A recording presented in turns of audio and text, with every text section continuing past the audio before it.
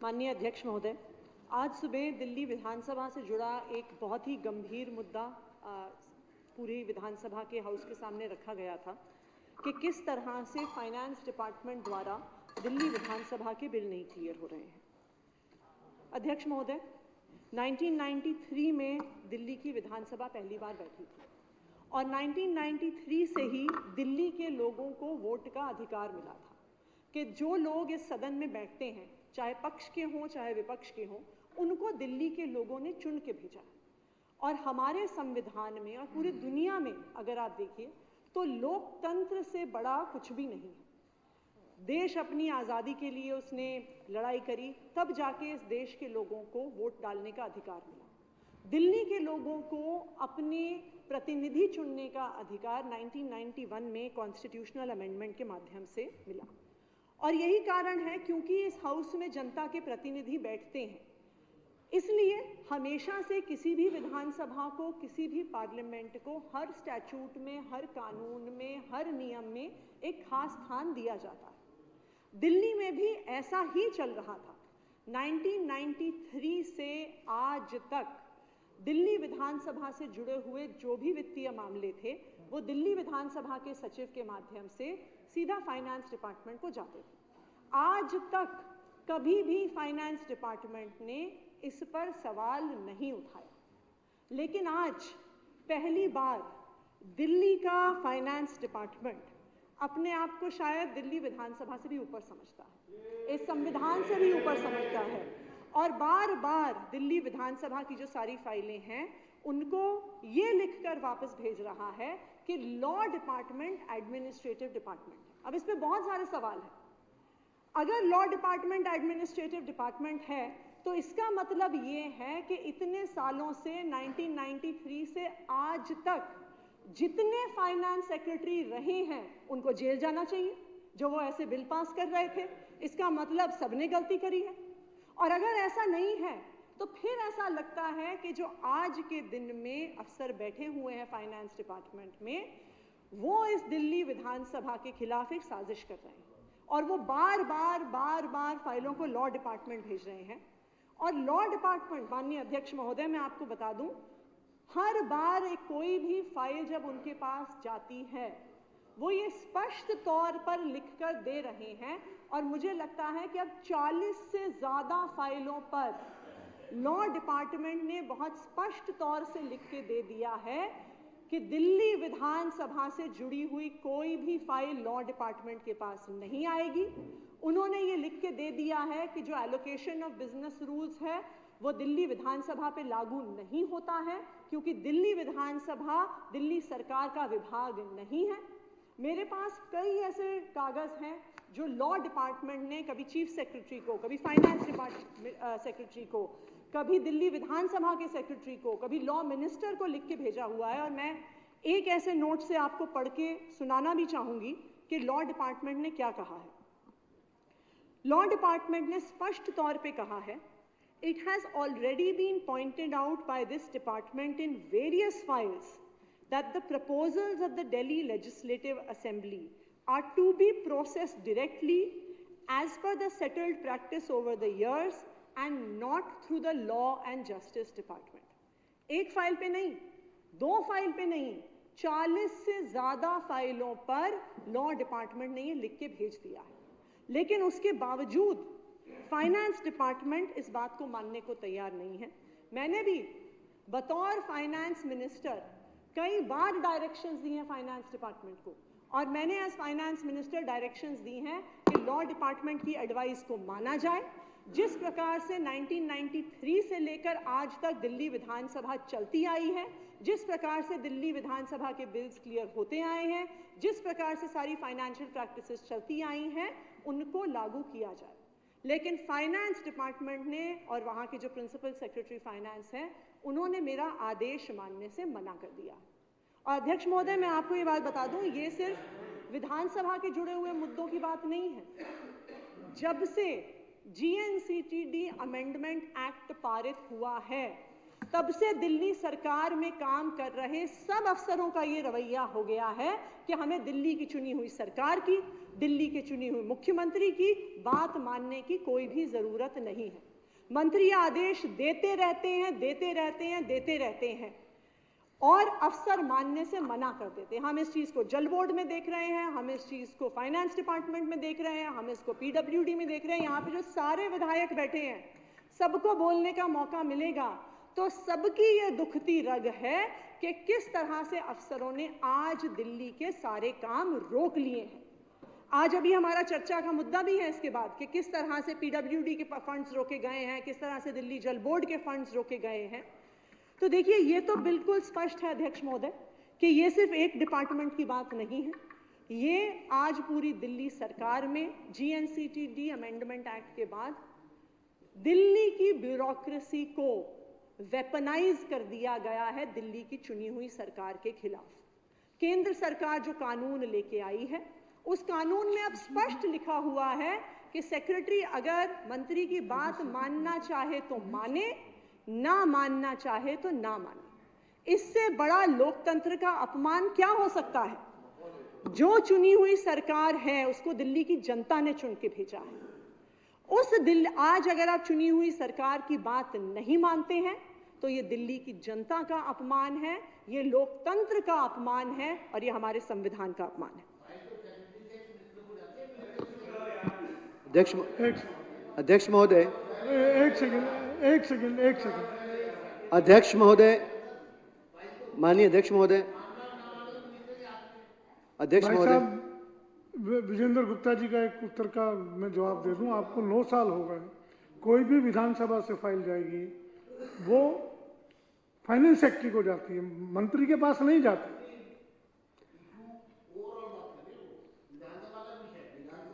कह रहे कि कानून ये बन गया कि मिनिस्टर की बात सेक्रेटरी माने या ना माने। मैं कह रहा हूँ फाइल तो सेक्रेटरी से मिनिस्टर के पास जाती है, मिनिस्टर से थोड़ा सेक्रेटरी के पास। बजट रिलीज करना हो तो आप करते हैं। गुप्ता जी, मेरा तो एक रनिंग कमेंट है उनकी बात। गुप्ता जी, अध्यक्ष महोदय, आपका जवाब आपने ही मना किया है आपको देने से। बिल्कुल भाई, ये विजेंद्र जी बहुत गंभीर मुद्दा है, इसको हल्के में आप लोग ले रहे हैं, बहुत हल्के में ले रहे हैं। अध्यक्ष महोदय, इस अध्यक्ष महोदय, महत्वपूर्ण मुद्दे को विपक्ष समझ नहीं रहा। अध्यक्ष महोदय,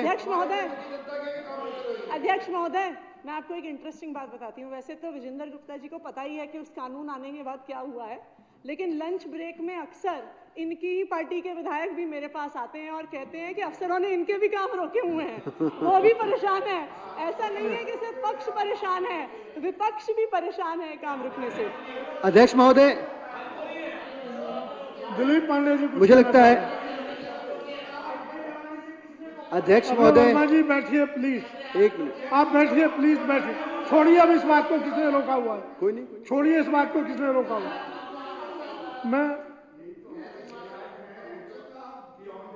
मिनिस्टर, ऑनरेबल मिनिस्टर्स बैठिए, अपोजिशन के एमएलए के साथ कभी बैठते ही बिजली नहीं जी, है, बैठिए, कभी चाय पे प्लीज। भी नहीं बुलाते हैं। बैठिए, प्लीज, और ये बैठिए। कह रही हैं कि मेरे पास काम के लिए आते हैं।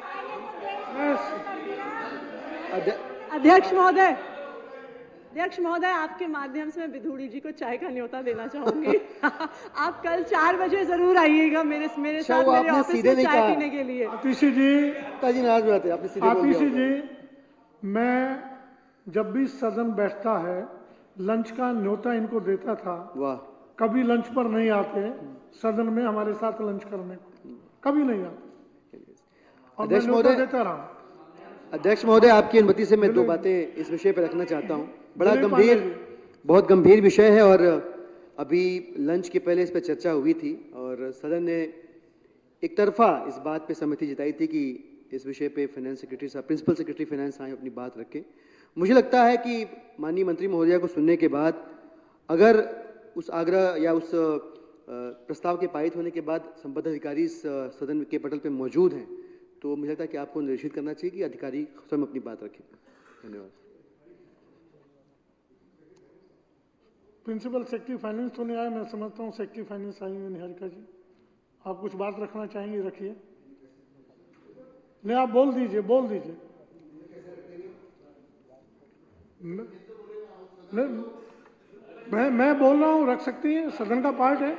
मैं बोल रहा हूँ, अलाउ कर रहा हूँ, पहले भी अलाउ किया हुआ।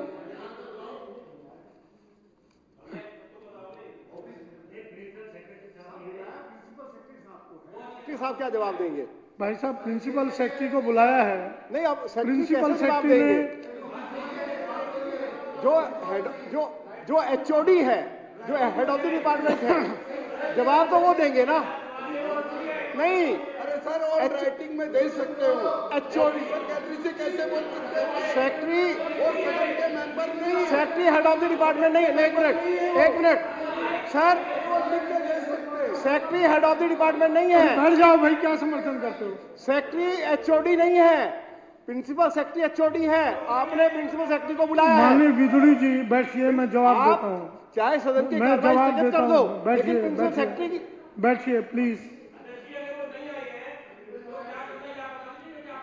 विधानसभा की बेइज्जती है ये, क्यों नहीं आए?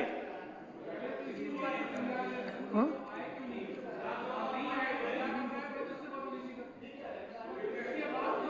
तो राइटिंग में दे।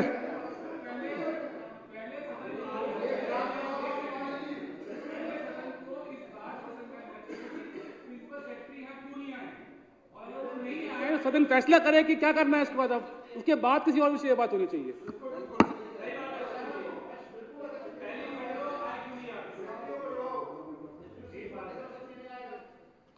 प्रिंसिपल सेक्रेटरी ने आए थे या नहीं आए थे आज ऑफिस में, वो एक जांच का विषय है, लेकिन उन्होंने लिख के भेज दिया कि मैं छुट्टी पर हूं। अब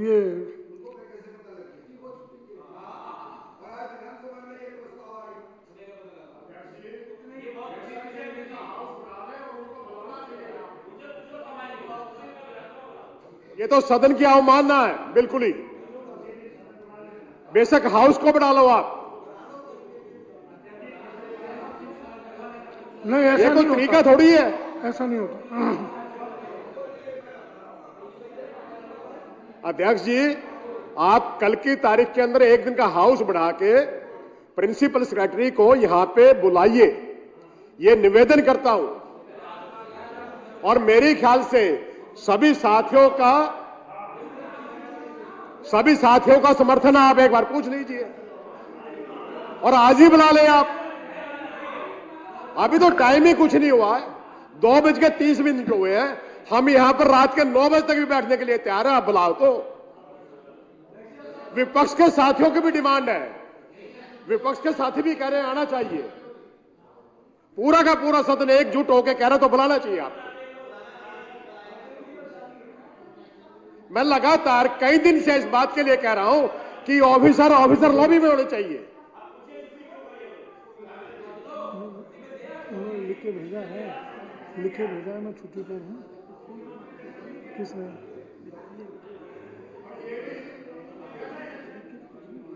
दोबारा दो 5 मिनट, नहीं तो प्रिविलेज का। अध्यक्ष जी, ये माननीय मंत्री जी से पूछ ले, उनसे छुट्टी सैंक्शन करवाई है नहीं करवाई है, या कोई इजाजत ली है नहीं ली है, क्योंकि हाउस चल रहा है। तो माननीय मंत्री जी से पूछेंगे तो कि मैं आज छुट्टी पे जा रहा हूं, इतना तो बनता है, गरिमा तो बनती होगी इतनी तो। क्या माननीय मंत्री इसका जवाब देंगे? आपसे छुट्टी ली है नहीं ली है? महेंद्र जी बैठिए, आपकी बात आ गई। एक विशेष रवि जी क्या कहना चाहिए? पद है जो छुट्टी शायद वहां उनको होनी नहीं चाहिए, होती ही नहीं होगी। मतलब अगर हाउस चल रहा है तो उनको छुट्टी लेने का क्या मतलब है? वो इस पद पे है कि वो छुट्टी भी ले सकते हैं ऐसी स्थिति के अंदर जब हाउस चल रहा हो तो। और अगर वो छुट्टी लिए तो जांच होनी चाहिए, क्या कहाँ गए, क्यों छुट्टी मारी, किस बात छुट्टी मारी है। हाउस के दौरान छुट्टी लेने का क्या मतलब है? जब कोई इमरजेंसी होती है तो इस लेवल के अधिकारी तो छुट्टी ले सकता है ऐसे।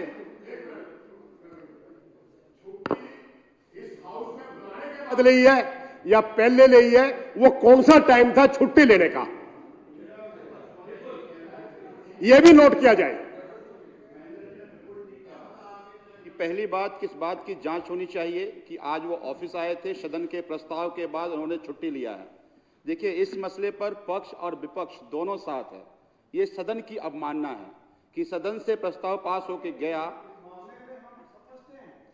हमने कहा है कि हाउस ने प्रिंसिपल सेक्रेटरी को बुलाया है, लेकिन आप सेक्रेटरी को आदेश दे रहे हैं कि वो प्रिंसिपल सेक्रेटरी के बिहाफ पे बात रखें। तो प्रिंसिपल सेक्रेटरी को बुलाया तो उनको होना चाहिए, इसलिए सेक्रेटरी कैसे? और हाँ बिल्कुल नहीं तो प्रिविलेज होना चाहिए। और अगर सबसे पहले तो ये जांच का विषय है कि वो छुट्टी ले कितने बजे है। बैठिए बैठिए बैठिए महेंद्र जी, मैं समझता हूं, बैठिए 2 मिनट बैठिए। सदन की भावना को समझते हुए, माननीय सदस्यों की भावना को समझते हुए मैं सेक्रेटरी साहब से दोबारा अनुरोध कर रहा हूं 5 बजे का उनको समय दें, वो यहाँ सदन में उपस्थित हों, और नहीं तो ये विषय प्रिविलेज को दे दिया जाए। सदन सहमत है इस बात से?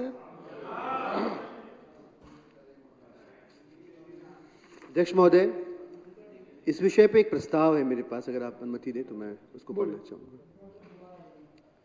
अभी जिस विषय पे चर्चा हो रही थी, बड़ा महत्वपूर्ण विषय है, उसमें एक बात निकल के आई जिससे जुड़ा हुआ मेरा प्रस्ताव है, जो मैं सदन के पटल पे रखता हूं, कि दिल्ली विधानसभा सचिवालय के प्रशासनिक एवं वित्तीय मामलों में वर्ष 1993 से चल रही प्रक्रिया जारी रहे और सभी प्रशासनिक एवं वित्तीय प्रस्ताव जैसे पहले होते थे वैसे अभी भी सीधे वित्त विभाग को भेजे जाएं। धन्यवाद। मैं पढ़ देता हूं, समझ नहीं आया तो। आप बातचीत कर रहे हो इसलिए समझ नहीं आता। यह सदन प्रस्ताव करता है कि दिल्ली विधानसभा सचिवालय के प्रशासनिक एवं वित्तीय मामलों में वर्ष 1993 से चल रही प्रक्रिया जारी रहेगी और सभी प्रशासनिक एवं वित्तीय प्रस्ताव सीधे वित्त विभाग को भेजे जाएंगे। आगे सदन इस प्रस्ताव से दिलीप पांडे जी के सहमत हैं? हाँ कहें, जो असहमत हैं वो ना कहें। सर्वसम्मति से प्रस्ताव पारित हुआ। इसकी जानकारी चीफ सेक्रेटरी को दे दी जाए। अध्यक्ष महोदय, आपकी अनुमति से एक छोटा सा विषय और है जिसमें अपनी बात मैं रखना चाहूँगा। छोटा सा प्रस्ताव है और इसके बाद आगे की चर्चा शुरू होगी। अध्यक्ष महोदय, ये विषय मेरी और संजीव झा जी की विधानसभा से जुड़ा हुआ विषय है। 7 दिसंबर 2023 को लोकसभा के अंदर शून्यकाल के दौरान उत्तरी पूर्वी दिल्ली के माननीय सांसद मनोज तिवारी द्वारा लोकसभा के अंदर एक लोक महत्व के, जनता के महत्व के मुद्दे पर वक्तव्य देते हुए बुराड़ी और तिमारपुर विधानसभा क्षेत्र के झड़ौदा संगम विहार मामले पर जो एक मकानों के तोड़ने की कार्रवाई का मुद्दा उठाया था।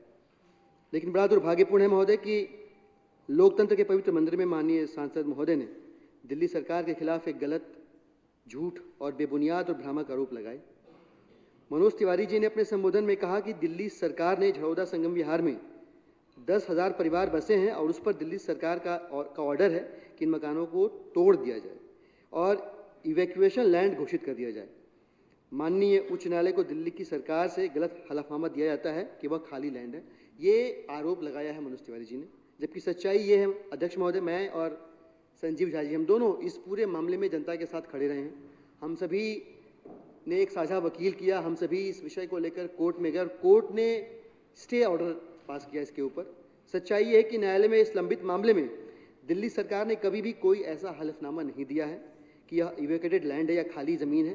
दिल्ली सरकार ने कोर्ट में यह बताया है कि यह एक सघन आबादी वाला क्षेत्र है। इसलिए इस विधानसभा के पटल पर इस गलत बयानी के लिए, झूठ बयानी के लिए मैं मनोज तिवारी जी के द्वारा दिए गए संसद में गलत वक्तव्य के खिलाफ निंदा प्रस्ताव प्रस्तुत करता हूँ। लोकसभा के मेंबर हैं, आप उनके खिलाफ निंदा प्रस्ताव पास ये करें, मसला कौन सी बहुत जरूरी है अध्यक्ष महोदय। अध्यक्ष महोदय, चूंकि ये मसला बुराड़ी विधानसभा से जुड़ा हुआ मसला है, ये मसला बुराड़ी विधानसभा से जुड़ा हुआ। भाई मैं बात करूंगा ना, प्लीज अध्यक्ष जी। वो संजीव जी कुछ बोल रहे हैं, उनसे जुड़ा हुआ संजीव जी बोल रहे हैं ना कुछ। अध्यक्ष महोदय देखिए महाजन जी, एक सेकंड, बिदुड़ी जी बैठिए। अगर लोकसभा का कोई सदस्य, मेरी बात सुनिए एक बार, लोकसभा का सदस्य दिल्ली विधानसभा से जुड़े कहीं के किसी भी समय गलत बयानी देता है तो उस पर चर्चा हो सकती है, ना कोई नियम के विरुद्ध नहीं। अध्यक्ष महोदय, चूंकि ये मसला बुरारी विधानसभा और तिमारपुर विधानसभा से जुड़ा हुआ मसला है और इस मसले के बाद जब सांसद महोदय ने इस मुद्दे को उठाया तो हमारे क्षेत्र के लोगों में तमाम तरह का कंफ्यूजन हुआ। चूंकि ये गलत बयानी थी, फैक्ट को नहीं रखा और जो फैक्ट था उसके परे उन्होंने गलत एक एलिगेशन लगाया। मैं आपके माध्यम से दिल्ली की जनता को भी और अपने क्षेत्र की जनता को आश्वस्त करना चाहता हूं, क्योंकि ये फैक्ट लोगों के बीच में जाना बहुत जरूरी है। अगर ये फैक्ट लोगों के बीच में नहीं गया तो कई तरह की कंफ्यूजन होगा, क्योंकि उनके मकान पे टूटने पर तलवार लटका हुआ है।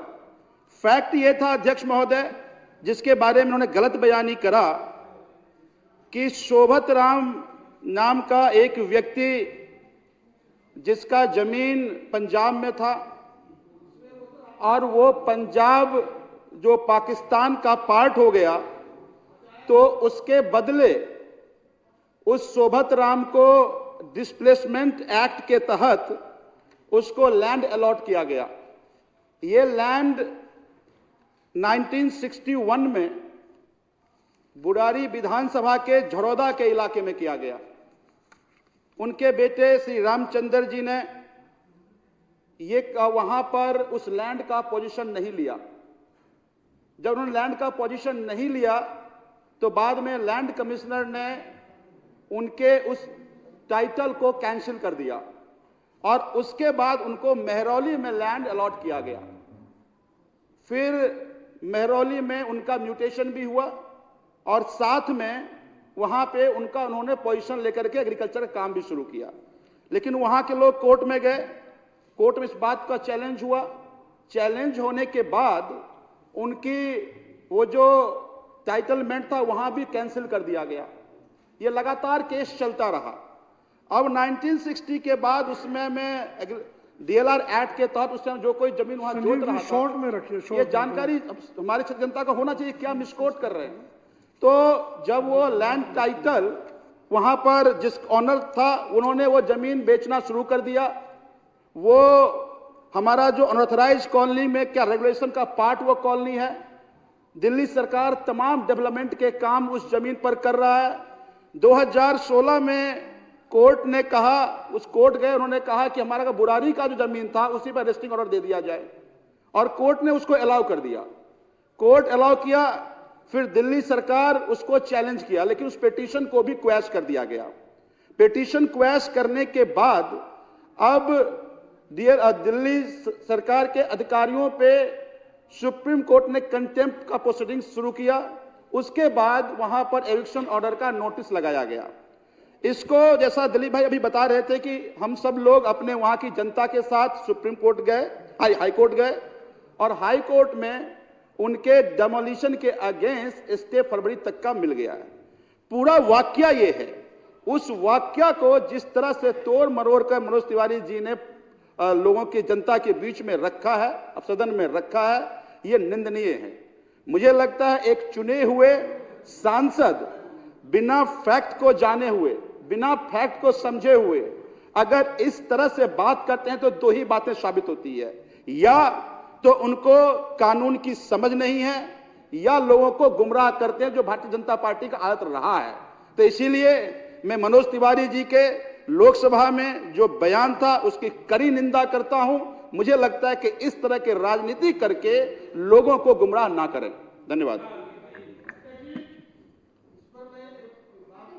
साफ करना चाहता हूं कि जो सही बात यह है कि मकान तोड़ने के लिए वहां पर अधिकारी आए, मकान तोड़ रहे थे, उस वक्त वहां के विधायक वहां मौजूद नहीं थे और सारी रात मनोज तिवारी जी वहां पर अपना खपा करके उन मकान वालों को बचाने का काम किया है और लोग इस बात को समझ गए हैं, ये मौजूद नहीं थे, इसके कारण ये पेट में दर्द है, लोगों को गुमराह कर रहे हैं। मैंने खुद एक बीजेपी के नेता सांसद वहां नहीं दिखा, उन्होंने सांसद पूरी रात वहां पर गलत बयान नहीं कर रहे हैं। एफिडेविट कर दिया। अध्यक्ष जी, मैंने सांसद मनोज तिवारी जी पूरी रात वहां पर थे और लोगों की घरों की हिफाजत करने के लिए लड़ाई लड़ रहे थे और ये सब लोग वहां से भागे हुए थे और जिसके कारण जो श्रेय मनोज तिवारी जी को मिला है, जिसके कारण उनके पेट में दर्द है और ये उसको फंसा करके निंदा प्रस्ताव में बाहर करके उनकी क्रेडिबिलिटी को खत्म करना चाहते हैं। अध्यक्ष महोदय, यदि पार्लियामेंट के मेंबर मनोज तिवारी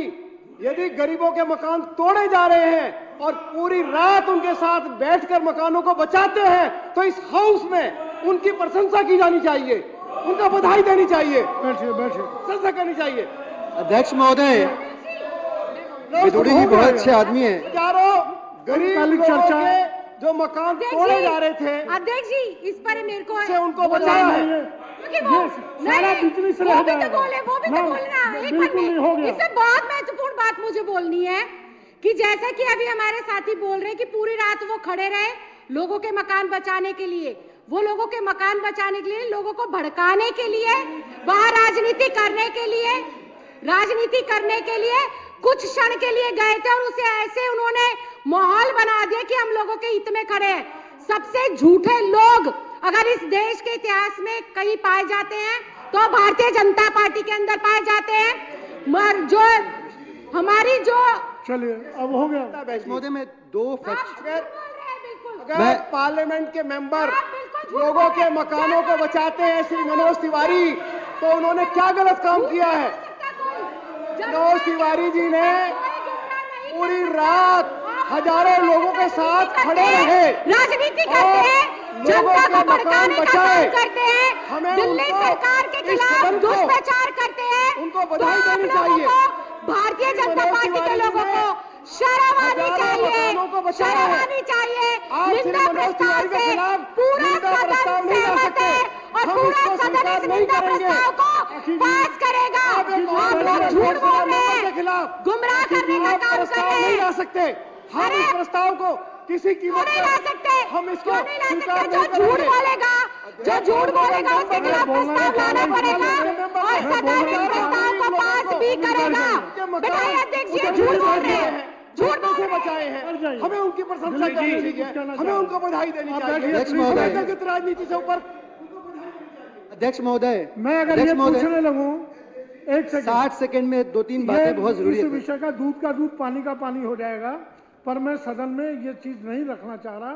कौन तोड़ने आया था, पुलिस कहां से आई, किसने भेजी और किसने तुड़वाना शुरू किया, किस डिपार्टमेंट तोड़ने आया था, दूध का दूध पानी का पानी हो जाएगा, सब नंगे हो जाएंगे हमाम में। अध्यक्ष महोदय, 2-3 एक तरफ तुड़वाते हैं और एक तरफ हमदर्दी बोल देने। अध्यक्ष महोदय, डीडीए तोड़ने आई, डीडीए ने पुलिस दिया। अध्यक्ष महोदय 60 सेकंड में लूंगा, छोड़िए 60 अध्यक्ष महोदय 60 सेकंड लेके अपनी बात खत्म, सिर्फ 60 सेकंड। नहीं आप बैठ जाइए मोहन, नहीं मैं नहीं सुन रहा हूँ, मैं सुन नहीं रहा हूँ, बैठ जाइए। नहीं, आपसे पहले पांडे जी खड़े, आपसे पहले पांडे जी खड़े हुए, नहीं बैठ जाइए अब पांडे जी। मैं ये कह रहा था कि मैं पहले पांडे जी, मैं उसके बाद बोलने दूंगा आपको, मैं उसके बाद बोलने दूंगा आपको, आप बैठ जाइए, आप बैठ जाइए, मैं वार्निंग दे रहा हूँ, बैठ जाइए, मैं वार्निंग दे रहा हूँ, प्लीज बैठ जाइए। मैंने कहा पांडे जी आपसे पहले खड़े हुए हैं, मैं आपको मौका दूंगा। अध्यक्ष महोदय, भारतीय जनता पार्टी के जो साथी हैं अपने संगठन के प्रति, अपनी पार्टी के नेताओं के प्रति उनकी वफादारी है और वही वजह है कि उनको डिफेंड करना पड़ रहा है। मैं दिन रात वहीं पे रहा हूँ, संजीव भाई भी दिन रात वहीं पे रहे हैं। मुझे इनको पता भी नहीं होगा, मुझे तो एक घंटे का पता है कि कब कब क्या क्या हुआ था। बता देता हूँ मैं, 18 तारीख का डिमोलिशन का डेट था और हम अपनी टीम बना के वहाँ पे 6 खसरे हैं अध्यक्ष महोदय, उन 6 खसरों के ऊपर पूरा का पूरा मामला, पूरी तलवार लटक रही थी। हमारे पास भी लोग मिलने के लिए आए और संजीव झा उस वार्ड में, जिस इलाके में पड़ता है उस वार्ड में भी पार्षद जो है आम आदमी पार्टी के, वो भी अपने समूह के साथ हमने ज्वाइंट मीटिंग करी। मैंने, संजीव झा ने हमारे क्षेत्र की जनता और बुराड़ी विधानसभा की जनता सबके साथ ज्वाइंट मीटिंग करी और हमने उनको बताया कि चूंकि इस पूरी प्रक्रिया में जो ये डिमोलिशन ऑर्डर आया है, नोटिस आया है, natural process of justice follow नहीं किया गया है। ये आपके पक्ष को सुने बगैर आपका पक्ष कोर्ट में रिप्रेजेंट नहीं हुआ, नागरिकों से हमने कहा, इसलिए कोर्ट ने ऐसा निर्णय दिया है। हमें पूरा विश्वास है कि जब अपना पक्ष वैधानिक तरीके से लीगली रखेंगे तो कोर्ट आपको राहत देगी, ये हमने उनसे कहा। और उसके बाद हम वकीलों की तलाश में लग गए, हमने वकील किया, हमने कागज़ प्रिपेयर करने में लगाया, हमने फुटेज बनाई, हमने इमेजेस निकाले, GIS डेटा निकाला, दुनिया भर के 10 साल 5 साल 7 साल पुराने मैप्स निकाले, हम डॉक्यूमेंटेशन में लग गए। इसी बीच वो समूह जो हमसे मिलने आया था उसका एक हिस्सा मनोज तिवारी से मिलने गया। अब वहाँ पे क्या हुआ, उसकी वीडियो है, फुटेज, कोई कहेगा लाके दिखा दूंगा मैं। 3 घंटा वेट किया सर, उनका गाली गलौज हुई वहां पे और उनको भगा दिया गया था। मनोज तिवारी जी के सांसद के जो नॉर्थ में उनका घर है वहां की बात है, वीडियो है, फुटेज है, फोटो है, और उसमें से जो लोग मेरे पास आए थे वो भी वहां पे गए हुए थे। फिर उन्होंने क्या किया, कुछ लोग थे इनके, उनको अभी भरोसा था कि तिवारी जी कुछ ना कुछ करेंगे, तिवारी जी का इंटरवेंशन होना चाहिए, लोकसभा चुनाव आ रहा है, तिवारी जी इंटरवीन नहीं करेंगे तो पॉलिटिकल बेनिफिट नहीं मिलेगा। हम यहाँ पे अपना डॉक्यूमेंटेशन में लगे, पूरी रात 2:30 बजे तक हम लोगों ने 17 तारीख की रात 2:30 बजे तक पेपर बनाया है और वहां पे लोगों से घूम के डॉक्यूमेंट इकट्ठा किए हम लोगों ने। दोबारा जब अप्रोच किया गया तो उन्होंने मशवरा दिया कि एक काम करो, प्रोटेस्ट कर दो, समझे। वो प्रोटेस्ट का प्लान कर रहे हैं। जिस दिन मिलने आए थे 18 तारीख के 3 दिन पहले मिलने आए थे, और इन्होंने अपने कुछ लोग भेजे वहां पे, इनकी पार्टी के नेता हैं, फोटो उसमें दिख जाएगी, फोटो मतलब कोई झूठ वाली बात नहीं है। वहां पे खड़े हैं, जिंदाबाद मुर्दाबाद हुआ, रिंग रोड जाम किया, 2-3 घंटे जाम रहा, पुलिस ने लाठी चलाई, इनको वो खाली करा लिया इनको। उसके बाद कोर्ट में वकील हमने तय किया। वो वकील कौन है वो सब आप ऑन रिकॉर्ड है सब कुछ। हमने वकील तय किया, हमने केस फाइल किया, हमने अपना पक्ष रखा, नागरिकों का पक्ष रखा। कोर्ट ने इस बात को समझते हुए फरवरी तक के लिए स्टे को, डिमोलिशन के ऑर्डर को स्टे किया, और तब जाके वहां की जनता में राहत की सांस जोड़ी। मनोज तिवारी जी और भारतीय जनता पार्टी के लोग वहां पे, लोगों का घर टूट रहा था, वो उनको डरा रहे थे। उनकी गलती नहीं है, वो लोग घबराए हुए हैं, वो डरे हुए लोग हैं।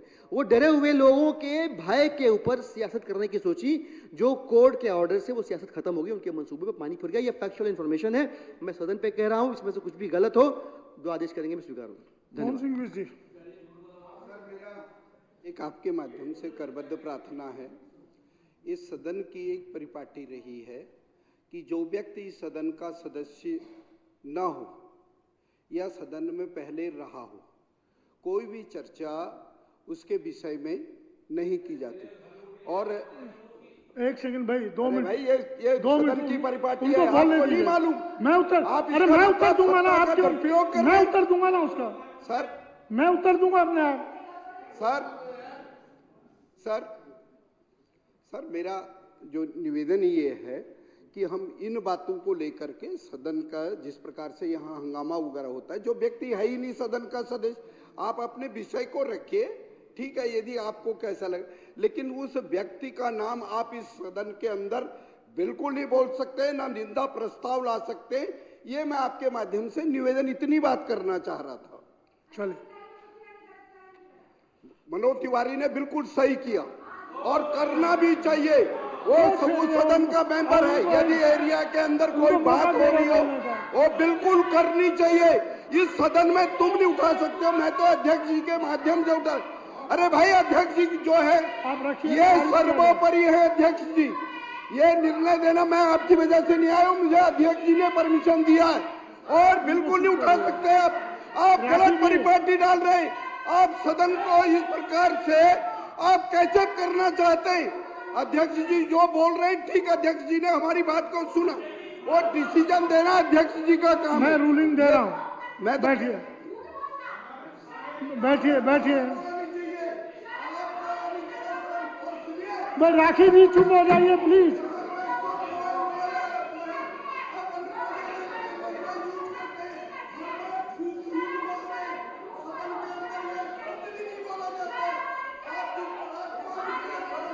मोहन जी आप बैठिए प्लीज प्लीज। मोहन सिंह बिष्ट जी ने जो विषय रखा है, माननीय सदस्यों के किसी भी विधानसभा क्षेत्र के विषय में, दिल्ली का चुनाव हुआ, कोई भी सांसद लोकसभा में गलत बयानी करता है तो उस पर आगे भविष्य में भी चर्चा हो सकती है। अल्पकालिक चर्चा, श्री मदन लाल जी, लोक निर्माण विभाग, दिल्ली जल बोर्ड। नहीं, आप बैठ जाइए जी, मैं ना, बिल्कुल नहीं, मेरे पास कोई नहीं आया कॉलिंग अटेंशन। लोक निर्माण विभाग, भाई साहब बैठ जाइए, आप महावर जी बैठ जाइए प्लीज। लोक निर्माण विभाग, दिल्ली जल बोर्ड तथा स्वास्थ्य विभाग के कामकाज में वित्त विभाग द्वारा उत्पन्न की जा रही बाधाओं के संबंध में चर्चा प्रारंभ करेंगे श्री मदन लाल जी। धन्यवाद अध्यक्ष महोदय।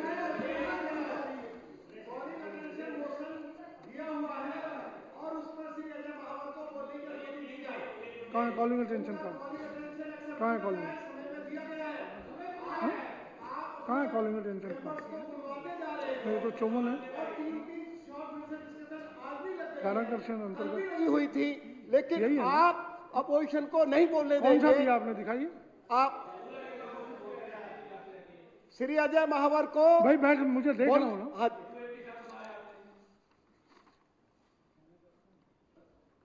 ये 54 के अंदर ध्यानाकर्षण है, कॉलिंग अटेंशन नहीं। बैठ जाइए अब बैठ जाइए। ये नियम 54 के अंतर्गत दिया।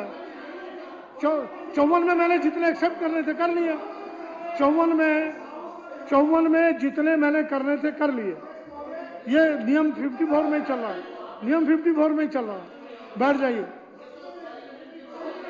नहीं एक्सेप्ट किया मैंने, वो आया था मेरे सामने, मैंने एक्सेप्ट नहीं किया। हाँ बिल्कुल, बैठ जाइए।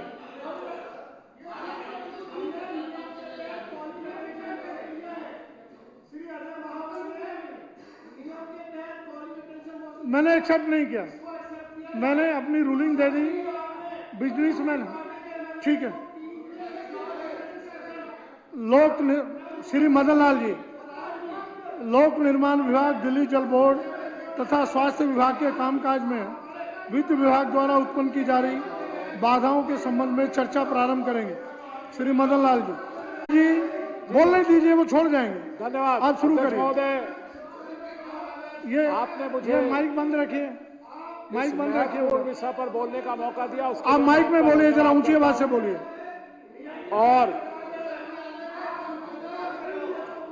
आपका धन्यवाद करता हूं कि आज दिल्ली के लोगों की जो समस्या है, आज दिल्ली के लोग जो आज सीवर, पानी, रोड की समस्याओं से ग्रस्त हैं, और आज हर घर में चर्चा है कि इतनी पॉपुलर गवर्नमेंट जो आज दिन तक लोगों के भले के लिए काम करती आ रही है, वो अचानक उसने काम करने बंद क्यों कर दिए हैं।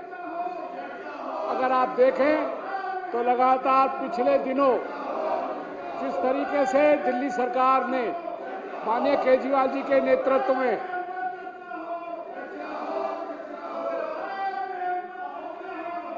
आकर जिस तरीके से सीवर के क्षेत्र में, पानी के क्षेत्र में सरकार ने जिस तरीके से दिल्ली सरकार ने माननीय केजरीवाल जी के नेतृत्व में दिल्ली के सीवर की, दिल्ली के स्वच्छ पानी को लाने की जो मुहिम शुरू की थी, आज उसी का परिणाम था कि लोग बहुत खुश थे, माननीय सदस्य लोग बहुत आरामदायक जिंदगी जी रहे थे। माननीय सदस्यों से प्रार्थना कर रहा हूं, वो अपने स्थान पर बैठे। बीजेपी के इशारे पर, लेफ्टिनेंट गवर्नर के इशारे पर अधिकारियों ने नॉन कोऑपरेशन के साथ बाहर चले जाएं। दिल्ली के सीवर और पानी की। अभय वर्मा जी बाहर जाएं। अभय वर्मा जी को बाहर करिए। मार्शल छोड़िए, मैं करवाता हूँ, चर्चा करवाता हूँ, चिंता मत करिए। बीजेपी हाय हाय, अब ये निकल रहे, ले आगे, ले आ रहे, ले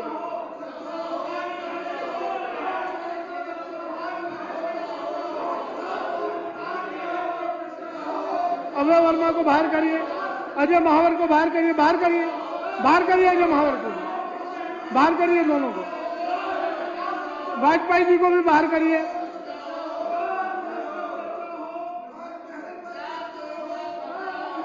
मोहन सिंह बिष्ट को,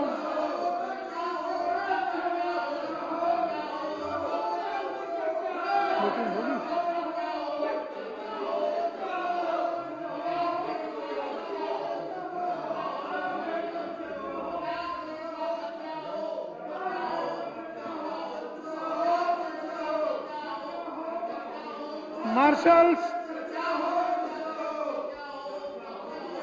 अनिल वाजपेयी जी, बिदुरी जी, मोहन सिंह बिष्ट जी, और विजेंद्र गुप्ता जी को बाहर करें। चलिए,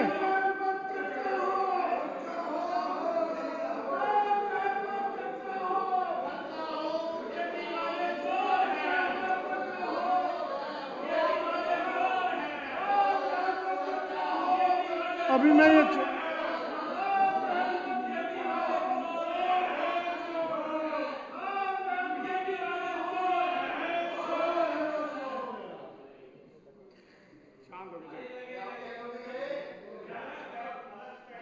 मदन लाल जी। अध्यक्ष महोदय, आपका बहुत बहुत धन्यवाद। महाजन जी, अगर आपको बाहर जाना है, चर्चा तो बहुतों पे होनी चाहिए। करिए, महाजन जी को बाहर करिए, ओम प्रकाश जी को बाहर करिए, करिए दोनों को बाहर करिए,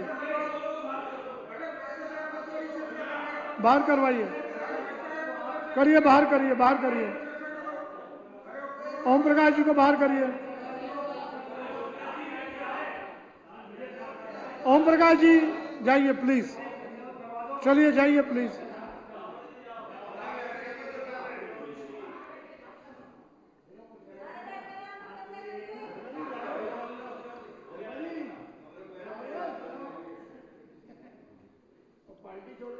चलिए मदन लाल जी। धन्यवाद अध्यक्ष महोदय। पर बीजेपी के साथियों का जिस तरह कंडक्ट है, उससे अब तक के सदन ने न केवल देखा है बल्कि महसूस भी किया है। जब जब दिल्ली में विकास की बात आती है, ये लोग केवल शोर मचाते हैं और कोशिश करते हैं उस पर चर्चा ना हो। दिल्ली में जिस तरीके से विकास के कार्यों को रोका जा रहा है, उस पर कोई सार्थक चर्चा हो, उसमें भाग लेना तो दूर रहा, ये उसकी चर्चा तक नहीं होने देना चाहते। क्योंकि जब जब ऐसी चर्चा आती है, इनका नाम आता है, इनके आकाओं का नाम आता है।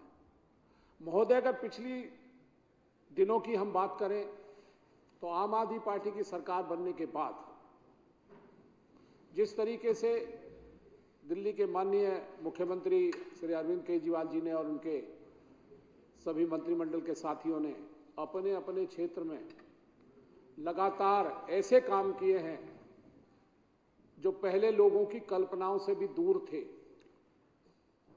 चाहे वो कोई काम हो, चाहे वो शिक्षा के क्षेत्र में हो, चिकित्सा के क्षेत्र में हो, चाहे लोगों की सुविधाओं के बारे में हो, और जो सबसे बड़ा काम था वो था ईमानदारी का। 30,000 करोड़ के बजट को सबसे पहले हमने ही, हमारी सरकार ने पेश किया था, और जो पिछला वाला हमारा वार्षिक बजट था वो 76,000 करोड़ रुपए का। सरकार ने अपनी मेहनत, लगन और ईमानदारी के साथ इतनी बड़ी कलेक्शन जो करने में कामयाबी हासिल की, उसका केवल एक कारण था कि ये सरकार ईमानदारी से काम कर रही है और योजनाओं पर ईमानदारी से खर्च कर रही है। जहां एक और रेवेन्यू बढ़ा, वहीं देश की राजधानी की तरक्की भी बढ़नी चाहिए थी। तरक्की बढ़ेगी तो उनको परेशानी होगी, क्योंकि वो सब कुछ तो जीतना चाहते हैं पर दिल्ली में सब कुछ हार जाते हैं। यही कारण है कि उस पर चर्चा तक नहीं होने देना चाहते। आज जिस तरीके से दिल्ली सरकार ने माननीय मुख्यमंत्री अरविंद केजरीवाल जी के नेतृत्व में अपने संसाधनों में बढ़ोतरी की है, उसको रोकने के लिए एलजी महोदय ने, बीजेपी ने अपने सारे के सारे अधिकारियों को लगा दिया है। वो चाहे चीफ सेक्रेटरी हो या सेक्रेटरी फाइनेंस हो, किसी भी योजना को पास करने से पहले उसमें 10 तरह के अड़ंगे लगाते हैं। उनका सबसे बड़ा उदाहरण है सीवर और पानी के काम लगातार रुक जाना। मैं अपनी विधानसभा में देखता हूं, जब पहले सारे काम हो रहे थे, फंड की कोई कमी नहीं हो रही थी, अचानक माननीय सुप्रीम कोर्ट के आदेश के बाद जिस तरीके से केंद्र की सरकार ने सत्ता हथिया ली, मैं सत्ता हथियाना इसलिए कहता हूं कि सारे अफसरों को अपने पाले में कर लिया, तब से वो सारे अधिकारी या तो इनसे डरते हैं, नहीं तो पारितोषिक पाने के लिए काम करते हैं। और उन्होंने दिल्ली सरकार के सब कामों को रोकना शुरू कर दिया है। आज हालत यह है कि मेरे अपने क्षेत्र में जहां हमने लगभग 95% सीवर और पानी के काम पूरे कर लिए हैं, मैं धन्यवाद देता हूं माननीय केजरीवाल जी को और उनके मंत्रिमंडल को कि हमने अपने क्षेत्र में, मैंने अपने क्षेत्र में लगभग 95% सीवर और पानी के काम पूरे कर लिए हैं, पर जो बाकी 5% है उन्होंने हमारा खून पी लिया है। उन छोटे मोटे कामों को, जो 10-10 साल पुरानी सीवर की लाइनें हैं, जो आज के दिन हमें बहुत ज्यादा तंग कर रही हैं, जिनकी वजह से वाटर कंटेमिनेशन है।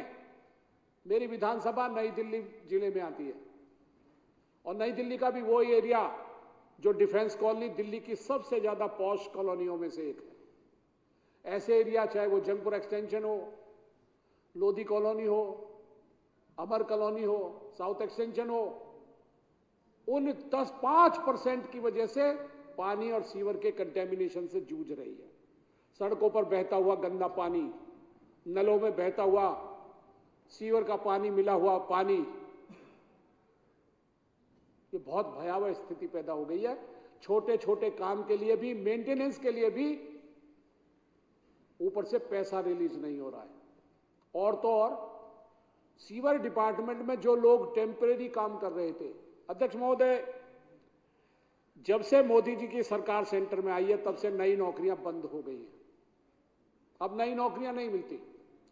पिछले लोगों को कंसल्टेंट के तौर पर रख लिया जाता है। जिस उम्र में उनको रिटायर होकर अपने घर चला जाना चाहिए, उनके बच्चों को नौकरी मिलनी चाहिए, उस उम्र में वो बुजुर्गों को कंसल्टेंट की नौकरी देके ये केवल दफ्तर में बैठाते हैं। हो ये रहा है कि कच्चे नौकरी, जो पहले कच्चा लेबर सीवर और पानी का काम करता था, आज उनकी उपलब्धता खत्म हो गई है। जो टेम्परेरी लेबर 10-10 के ग्रुप में विधानसभाओं में दी जा रही थी, आज वो सारी की सारी विदड्रॉ कर ली है, वापस ले लिया। उसकी वजह से आज सीवर साफ करने के कर्मचारी खत्म हो गए। डिक्की की मशीन जो चलाई थी माननीय मुख्यमंत्री जी ने बहुत मेहनत करके साउथ से एक नया इन्वेंशन की तरह दिल्ली में पहली बार इंट्रोड्यूस की थी, आज वे सब गायब हैं। सीवर सफाई की जितनी मशीनें हैं सब गायब हैं, क्योंकि ठेकेदारों को पैसे नहीं मिल रहे। अब मशीनें गायब हैं, सुपर सकर गायब है, जेटिंग मशीन नहीं है, डिक्की मशीन नहीं है, ट्रैक्टर नहीं है, लेबर नहीं है। सर काम कहां से होगा? रोज जो कंप्लेंटें 2 से 4 रह गई थी, मुझे पता है जब मैं पहली बार आपके आशीर्वाद से एमएलए बना तो मैंने 33 कंप्लेंट एक दिन में देखी थी। आज हालांकि 2-3 आ रही थी, पर अब 2-3 बढ़ के फिर 13 हो गई। इसका केवल एक कारण है कि ऑफिसर जानबूझकर फंड को रिलीज नहीं कर रहे हैं और जो काम करने लायक वर्कफोर्स थी उस सबको विड्रॉ कर लिया है। ऐसे में हालांकि माननीय सुप्रीम कोर्ट ने फिर से एक बार कहा है कि बारिंग 3 सब्जेक्ट्स ऑफिसर्स को दिल्ली सरकार के प्रति जवाबदेह होना चाहिए, परंतु इन लोगों ने सरकार को तंग करने के लिए फेल नहीं कर सकते, क्योंकि दिल्ली की जनता केजरीवाल जी के साथ है। पर तंग करने के लिए अब लगातार ऐसे हथकंडे अपनाने शुरू कर रखे हैं जिसकी वजह से सीवर और पानी की समस्या एक बार दोबारा दिल्ली में पैदा हो गई है। रोडों की हालत इतनी खराब है कि उनके मेंटेनेंस तक के पैसे नहीं है। अफसर हाथ पे हाथ धरे बैठे हैं। ये भयावह स्थिति है। आपके माध्यम से मैं मंत्री महोदय से और दिल्ली की जनता से खासकर कि उनको पता चलना चाहिए कि किस तरीके से बीजेपी और बीजेपी के वो लोग जो अपने आकाओं को खुश करने के लिए दिल्ली के लोगों को तंग कर रहे हैं, उन सबको सबक सिखाने के लिए दिल्ली के लोगों को इकट्ठा होना पड़ेगा। लोगों को एकजुट, एक ताकत के साथ आने वाले समय में ऐसी सत्ता को उखाड़ फेंकने की जरूरत है। और आज यही कारण है कि दिल्ली के लोग अब ये समझ रहे हैं कि ये सरकार लोगों को तंग कर रही है और दिल्ली की सरकार माननीय केजरीवाल जी के नेतृत्व में दिल्ली के लोगों की भलाई के लिए काम कर रही है। मैं आपका धन्यवाद करता हूं, आपने मुझे इस पर बोलने का मौका दिया। श्री राजेश गुप्ता जी।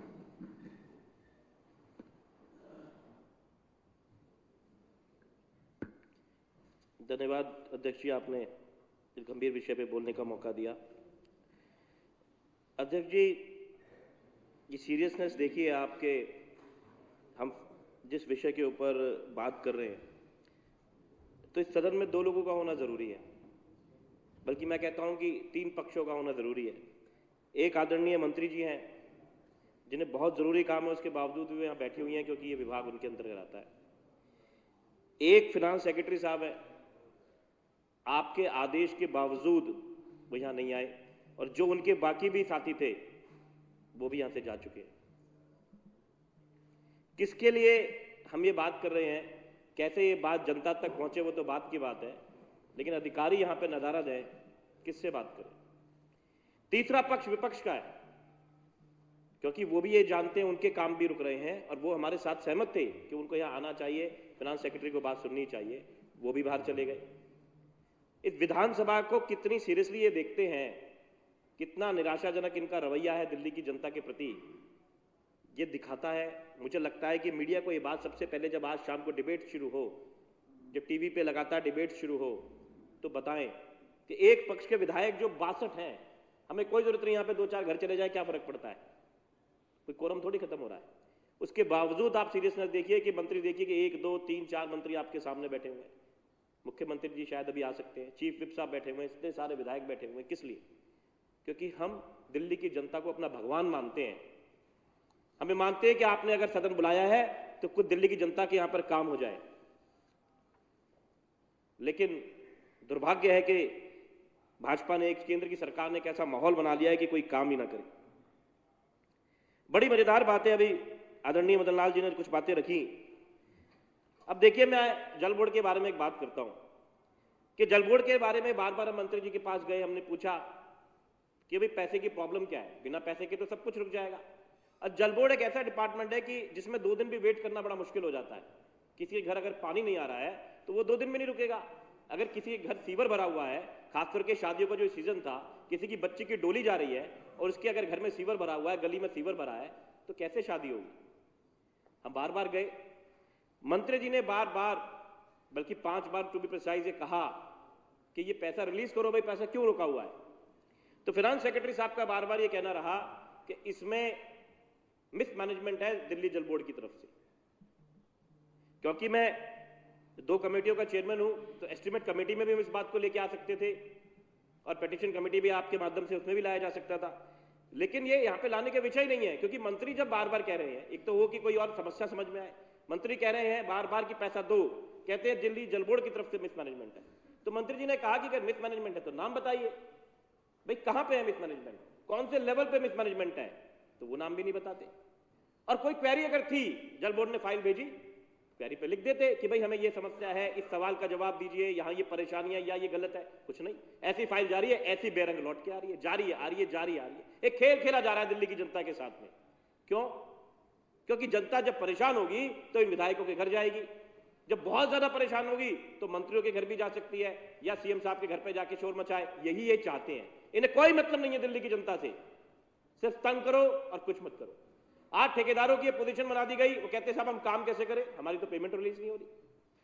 अब जिस सरकार का बजट 70,000 करोड़ रुपए है, जो एकमात्र भारत की सरकार है जो प्रॉफिट में चल रही है, जिसमें भ्रष्टाचार आज की डेट में सबसे कम पाया जाता है, जहां मंत्री रोडों पे जाके सीवर और पानी को चेक कर रही हैं, मेरी विधानसभा में भी आई थी, वहां पर यह हालात बना दिए जाए कि मंत्री कह रहा है पैसे दे दो। कितने मजेदार बात आप देखिए, विधायक कह रहा है ये काम कर दो, जनता कह रही है काम होना चाहिए, तो रोक कौन रहा है? लेकिन कोई जवाब किसी की तरफ से नहीं। और ये तो आपने आज देख ही लिया कि वो खुद नहीं आए और जो आए थे वो भी चले गए। सेम कहानी आज की डेट में पीडब्ल्यूडी के रोडों की हो गई है। ठेकेदार कहते हैं हम हड़ताल कर देंगे साहब, क्यों? क्योंकि हमारी पेमेंट नहीं हो रही, वो भी परेशान घूम रहे हैं। जो काम हो रहे थे रुक गए, कईयों को रोडों को आधा करके छोड़ दिया गया, नाला आधा बनाया आधा छोड़ दिया गया, जनता और परेशान, किससे अच्छा तो बनवाते ही नहीं। यही हेल्थ के इश्यूज है, बड़ी बड़ी योजनाएं, फरिश्ते योजना जिस पर भी आप बहस कराएंगे शायद अगर समय हुआ तो, वो रोक दी गई। डॉक्टर जो मोहल्ला क्लिनिक के अंदर बैठते हैं उनकी तनख्वाही नहीं दी जाती। ये चाहते क्या है? और दुर्भाग्य इस बात का है कि इतने सारे विधायक इस बात को बोल रहे हैं, और आज विपक्ष के साथी भी इस बात को बोले हैं, माननीय अध्यक्ष इस बात को कह रहे हैं, मंत्री इस बात को कह रहे हैं, मुख्यमंत्री इस बात को कह रहे हैं, उसके बाद में किसी के सर पे कोई जूनी रेंगरी। कैसे होगा? ये तो आपको देखना होगा। या तो आप कोई हाउस में सिर्फ मीडिया के साथियों को आमंत्रित कीजिए, आपके पास पावर है, उनको बिठाइए, एक एक फाइल रखिए, उनको कहिए मीडिया को घुमाइए रोडों पे, हमारे साथ चले, देखें फाइलों को, वो देख लें। मीडिया के लोग भी इतने पढ़े लिखे तो होते हैं, और दिखाएं। अगर हम गलत हैं तो दिल्ली की जनता हमें जवाब दे देगी। अभी 2 चुनाव आने वाले, लोकसभा का भी आएगा, विधानसभा का भी आएगा। और अगर वो गलत है तो कोई तो सजा उनकी होनी चाहिए सर। कब तक हम यहां पे आके सिर्फ गाल बजाते रहेंगे, शोर मचाते रहेंगे, अपने समय खराब करते रहेंगे? या है क्यों नहीं वो आज? इस बात का एक सवाल है। तो मेरा आपके माध्यम से एक बात है, आपसे हाथ जोड़ के निवेदन है, जो मदन लाल जी ने बात रखी, और हम सब लोग बहुत परेशान हैं, सारे विधायक परेशान है, जनता परेशान है। मुझे लगता है कि अगर जनता किसी से इतना परेशान है, उसकी कोई ना कोई सजा तो आपकी तरफ से आज मुकर्रर होनी चाहिए। मीडिया के माध्यम से आज डिबेट, मैं आपके माध्यम से मीडिया के साथियों को कहना चाहता हूं कि डिबेट इस बात पे हो कि अगर एक अधिकारी से इतने लोग परेशान हैं तो क्या मंत्री उसका ट्रांसफर भी नहीं कर सकते? ऐसी कैसी सरकार है? किस लिए सरकार को बनाया था जनता ने? क्यों इस सरकार से ताकत छीनी गई है? कौन इसका जिम्मेवार है? इसका सवाल आपके माध्यम से जरूर मिलना चाहिए। आपने बोलने का मौका दिया, बहुत बहुत धन्यवाद। सोमनाथ भारती जी, शिवचंद गोयल जी।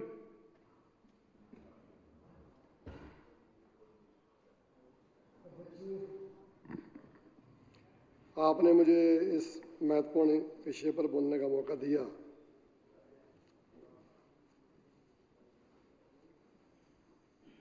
जब से सरकार आम आदमी की आई है,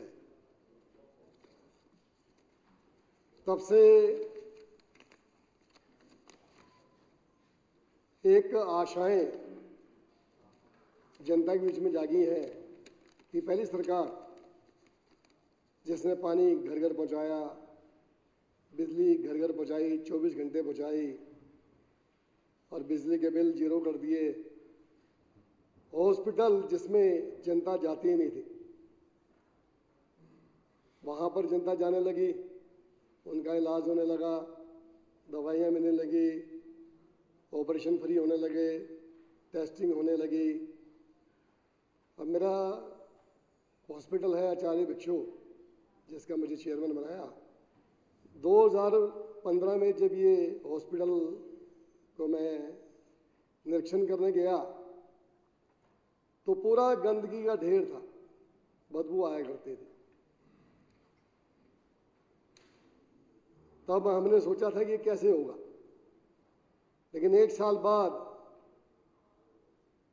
इस हॉस्पिटल की काया पूरी बदल गई। आज ये हॉस्पिटल आचार्य भिक्षु पूरी दिल्ली में नंबर 1 पर है। अभी इसी साल उसको 15 लाख रुपए का फर्स्ट इनाम भी मिला, और ये तभी हुआ है कि हमने जनता की सेवा की। पहले 800 पेशेंट आते थे, आज करीब 3500 पेशेंट पर डे आते हैं ओपीडी के अंदर। और उसमें एक स्कीम थी फरिश्ते।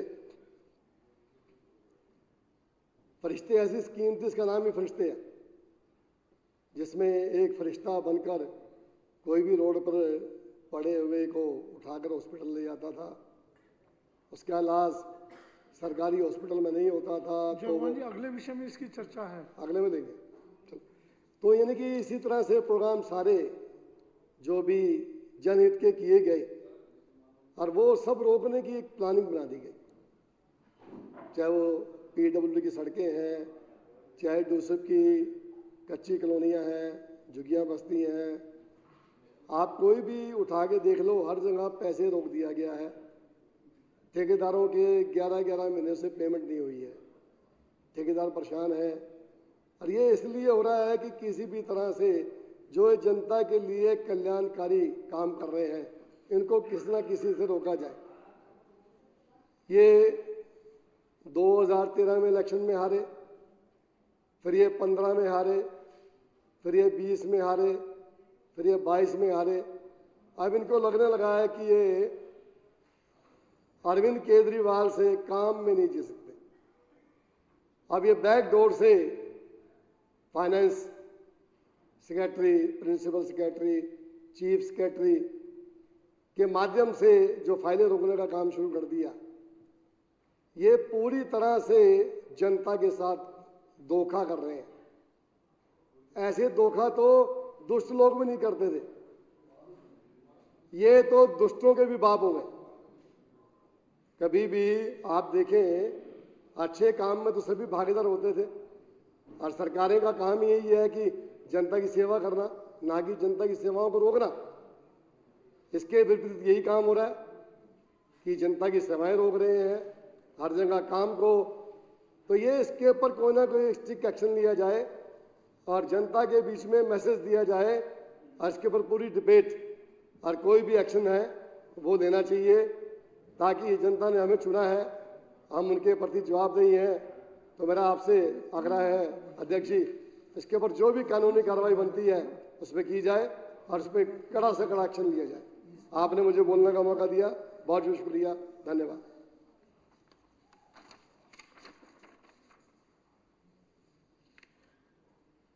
जर्नैल सिंह जी।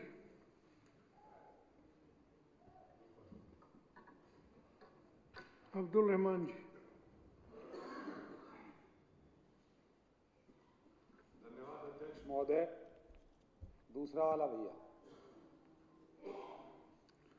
आपने इतने महत्वपूर्ण मुद्दे पर मुझे बोलने का मौका दिया। अध्यक्ष महोदय, मैं 2-3 चीजें कहना चाहता हूं इसमें कि सीवर की समस्या जब किसी भी इलाके में उत्पन्न होती है तो वहां की जो आवाम है वो ना जेई को जानती, ना किसी एई को या एक्शन को या किसी डायरेक्टर को या किसी सीईओ को या किसी सेक्रेटरी को, वो सीधा फोन करती है अपने एमएलए को।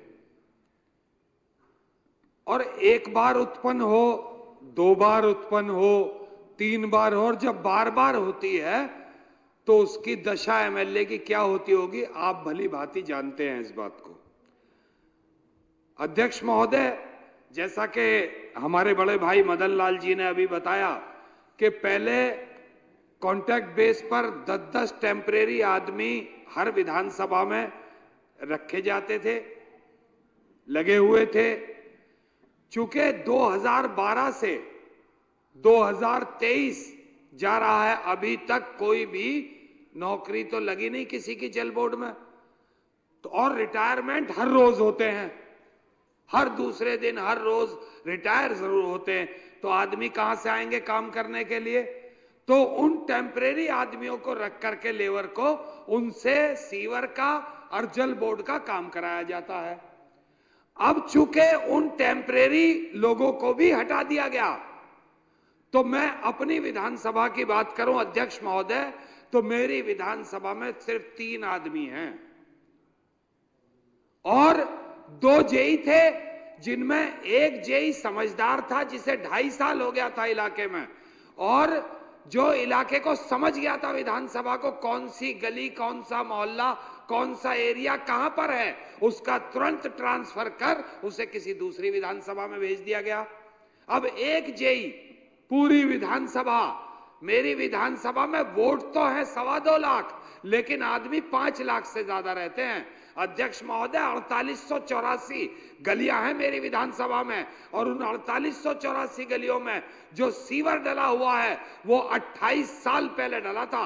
1995 में सीवर डला था, छोटी छोटी पाइपलाइन डली थी, जगह जगह ओवरफ्लो होता है, लोग गालियां देते हैं, लोग 50-50, 100-100 के जुट में इकट्ठा होकर झुंड बना करके मेरे ऑफिस पे आते हैं और हंगामा करते हैं। और जब हम ये शिकायतें लेकर अपने झंडे वालान सीईओ साहब से मिलते हैं तो वहां कोई किसी की सुनवाई नहीं होती। अगर छोटा सा एक रीच बदलनी होती है, एक रीच बंद हो जाती है, एक मैन हॉल से दूसरे मैन हॉल तक का जो पाइप होता है उसे रीच कहते हैं। अगर एक रीच बंद हो जाती है और उस पाइप को बदलने की जरूरत है तो उसके लिए जब भी पता करोगे फंड नहीं है।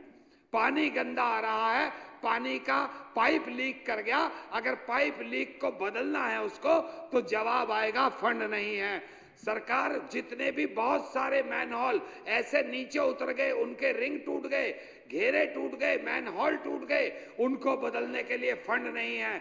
अगर सरकार किसी भी काम को कराने के लिए कहें कि भाई ये काम तो टेंडर हो चुका, इसे करा दो, कोई ठेकेदार काम नहीं कर रहा है क्योंकि ठेकेदारों की पिछले कई वर्षों से पेमेंट नहीं हुई है। तो सरकार इस तरह से, मैं एक चीज आपको कहना चाहता हूं अध्यक्ष महोदय, कि दिल्ली में वैसे तो कहे जाते हैं 2 करोड़ लोग, लेकिन जहां तक मैं समझता हूं दिल्ली की आबादी आज 3 करोड़ के पार है, और इन 3 करोड़ लोगों के चुने हुए ये 70 विधायक अगर इस बात को चाहते हैं तो इन 70 विधायकों की बात को न सुनते हुए एक सेक्रेटरी, प्रिंसिपल सेक्रेटरी, उनकी सबकी अवमानना, यानी कि पूरी दिल्ली को चेक कर सबसे बड़े वो हो गए, सबसे बड़े फाइनेंस सेक्रेटरी हो गए, सबसे बड़े सीईओ हो गए, किसी के काम को नहीं करेंगे। अध्यक्ष महोदय, बहुत गंभीर होकर इस मुद्दे पर कोई एक्शन लेने की जरूरत है, वरना तो दिल्ली में त्राही मचती रहेगी। इसी तरह सीवर के काम, जल बोर्ड के काम, पीडब्ल्यूडी के काम और बाकी काम पेंडिंग होते रहेंगे। आपने मुझे बोलने का मौका दिया, बहुत बहुत धन्यवाद, शुक्रिया। अखिलेशपति त्रिपाठी जी।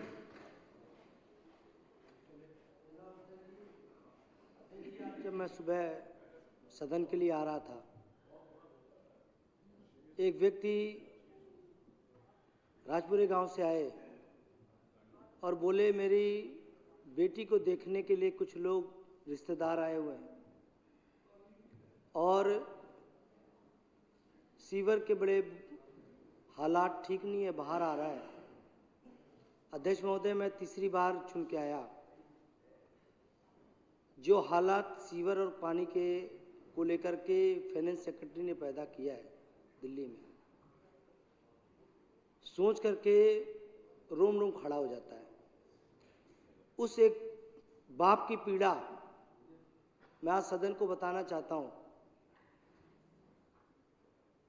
पहले वो व्यक्ति सीधा फोन करता था जेई को या किसी व्यक्ति को और आकर के सीवर साफ हो जाता था और उसे लगता था कि अरविंद केजरीवाल की सरकार ने एक नायाब मॉडल बनाया है जिसमें एक आम आदमी की हर तरीके से सुनवाई है। वो सरकार जिसने लोगों को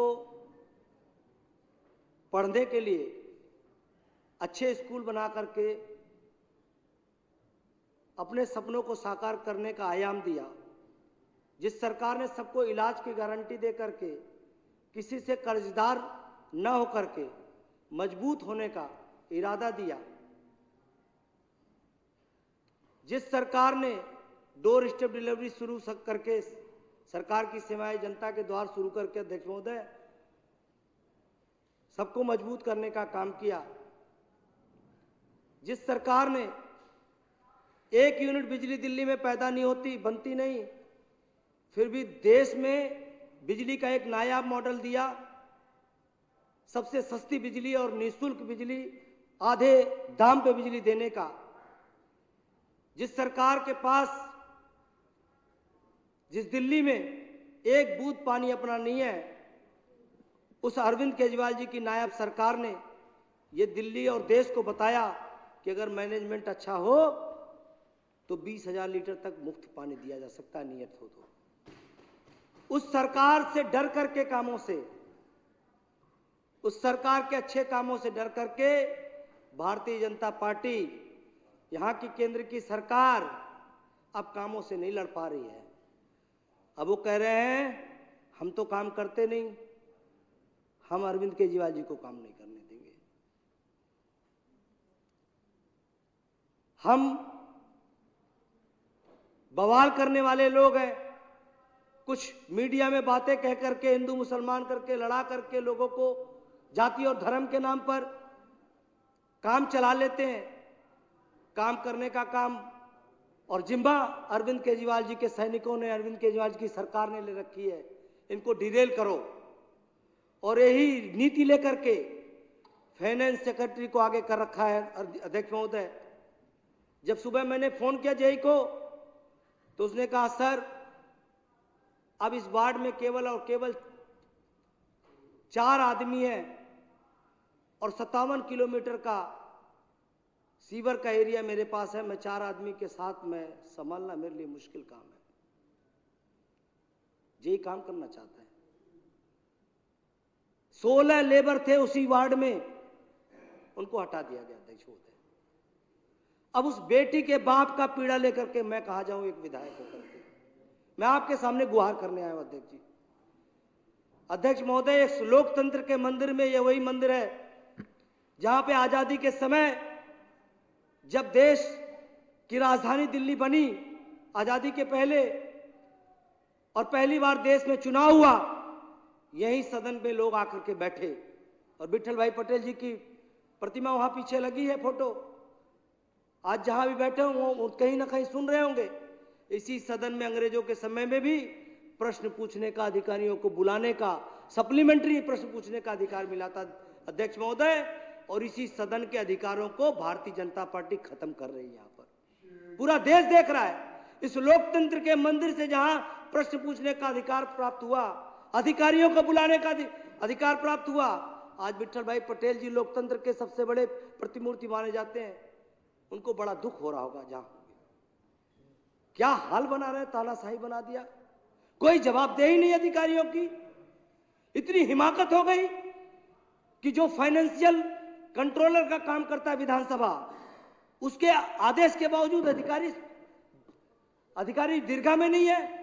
मैं आज प्रस्ताव लाना चाहता हूं अध्यक्ष महोदय, सदन के माध्यम से मैं प्रस्ताव रखना चाहता हूं कि जो लोग भी आज प्रस्तुत नहीं रहे, उपस्थित नहीं हुए सदन के आदेश के बावजूद, सदन को अधिकार है उनका 1 दिन का, 2 दिन का या 3 दिन का, जब तक सदन के सामने प्रस्तुत नहीं होते तब तक का उनका तनख्वाह काटा जाए।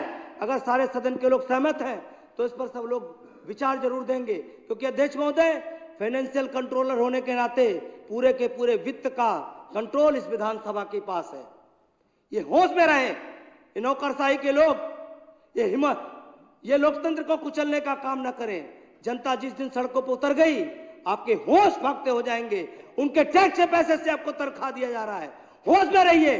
कोई एलजी आपको तनख्वाह देने का काम नहीं करता, जनता देने का काम करती है। और जनता जिस दिन सड़कों पर उतरेगी, ये अधिकारियों के जो गुरूर है वो खत्म होंगे। इसी दिल्ली के जनता ने भारतीय जनता पार्टी के गुरूर को खत्म करने का काम किया। अश्वमेध का यज्ञ, घमंड का यज्ञ लेकर के मोदी जी पूरे देश में घूम रहे थे। त्रिपाठी जी कंक्लूड करिए प्लीज। घमंड के जो रथ था उसको दिल्ली की जनता ने रोकने का काम किया था। आज पूरी दिल्ली सुन रही है अध्यक्ष महोदय। अब कंक्लूड मैं गुहार लगाना चाहता हूं आपके सदन के माध्यम से, फाइनेंस सेक्रेटरी के खिलाफ जो मैंने प्रस्ताव अभी लाया है, उनके सैलरी काटने का प्रस्ताव वो सदन के सामने रखें आप। मेरा अनुरोध है ताकि ऐसे लोगों को सबक सिखा करके सदन के क्या गरिमा है, सदन के क्या अधिकार है, वो बताया जा सके। बहुत बहुत धन्यवाद अध्यक्ष महोदय। नरेश यादव जी संक्षेप में रखिए। नरेश जी, विषय बहुत है। धन्यवाद अध्यक्ष जी, जो आपने इतने गंभीर विषय पर मुझे बोलने का मौका दिया। अध्यक्ष जी, फाइनेंस से रिलेटेड मेरा मुद्दा था सुबह, जो मैं सप्लीमेंट्री क्वेश्चन में पूछना चाहता था, लेकिन मुझे इस विषय पे इस समय बोलने का मौका दिया। आपका बहुत बहुत धन्यवाद। अध्यक्ष जी, मेरे क्षेत्र में मेहरौली महिपालपुर रोड है, जो बहुत ही महत्वपूर्ण रोड है, पूरा बदरपुर से लेकर एयरपोर्ट को जाता है। वो पिछले 1 साल से मैं परस्यू कर रहा हूँ, और फाइनेंस की वजह से, डिपार्टमेंट की वजह से उसकी फाइल यहाँ से वहाँ घूम रही है, और पूरा का पूरा रोड उसमें गड्ढे हैं। इवन पिछले साल तो एक डेथ भी हो गई थी इन गड्ढों की वजह से बारिश के दिनों में, लेकिन उस रोड को नहीं बनाया जा रहा है। बार बार में जब भी बात आती है तो फाइनेंस की बात आ जाती है, डिपार्टमेंट्स के अधिकारियों की बात आ जाती है। इस अधिकारी चक्र ने, इस ब्यूरोक्रेसी ने पूरा का पूरा वो रोड आज इस बुरे हाल पे है। फिर कोई ऐसी इंसिडेंट हो जाएगी तो अध्यक्ष जी, मैं आपके माध्यम से ये रिक्वेस्ट करूंगा कि इस रोड के मुद्दे को, मंत्री जी से भी मेरी रिक्वेस्ट है कि इसको पेटिशन कमेटी में भेजा जाए, जिससे कि जांच हो कि क्यों इतने महत्वपूर्ण रोड को आज तक डिले किया गया, क्यों नहीं बनाया गया। इसके अलावा अध्यक्ष जी, मेरे क्षेत्र में जो मैं काम करवा रहा हूँ, आज सारे काम रुक गए। पहले हम लोग अपने क्षेत्र में जाते थे, लोग हमें काम बताते थे और हम उन काम को करवा देते थे। कभी फंड्स की कोई प्रॉब्लम नहीं आई वो लोग हमसे कहते थे कि आज दिल्ली में माननीय केंद्रीय अरविंद केजरीवाल जी की सरकार के दौरान इतनी जल्दी जल्दी कार्य कैसे हो रहे हैं। तो हम उनसे कहते थे कि पहले की जो सरकारें थी वो बजट का लगभग आधे से ज़्यादा हिस्सा खा जाती थी, लेकिन जब से माननीय अरविंद केजरीवाल साहब की सरकार आई है 2015 से, उस समय हमारा बजट लगभग 30,000 करोड़ था और आज हमारा बजट 78,800 करोड़ हो गया है। इसका मतलब लोग ईमानदारी से टैक्स भर रहे हैं और हमारे पास पैसे की कोई कमी नहीं है। दिल्ली सरकार के पास पैसे की कोई कमी नहीं है, इसीलिए लोगों के काम होते थे। लेकिन पिछले 1-1.5 साल से जब से अधिकारियों का ये सारा का सारा सिस्टम चला है, सारी फाइलों को रोकने का एक इनका मनसा बन गई है, तो सारे के सारे काम रुके हुए हैं। रजौकरी में ट्यूबवेल लगाने का काम अध्यक्ष जी पेंडिंग पड़े हुए हैं। लाडो सराय में कुछ ट्यूबवेल लगने हैं, वहाँ पर पानी का बहुत संकट है। महरौली किशनगढ़ के अंदर सीवर की लाइन नहीं, जो सीवर की लाइन सैंक्शन पड़ी हुई है, केवल बजट की वजह से ही वो पेंडिंग है और उसका वर्क ऑर्डर नहीं हो पा रहा है। अध्यक्ष जी, इसके अलावा महरौली में आज मैंने सुबह 280 में भी ये मुद्दा उठाया था। महरौली में एक पानी का प्रोजेक्ट है मेरा, वो पिछले 10 साल से चल रहा है, आज वो भी ये फंड्स की भेंट चढ़ा हुआ है।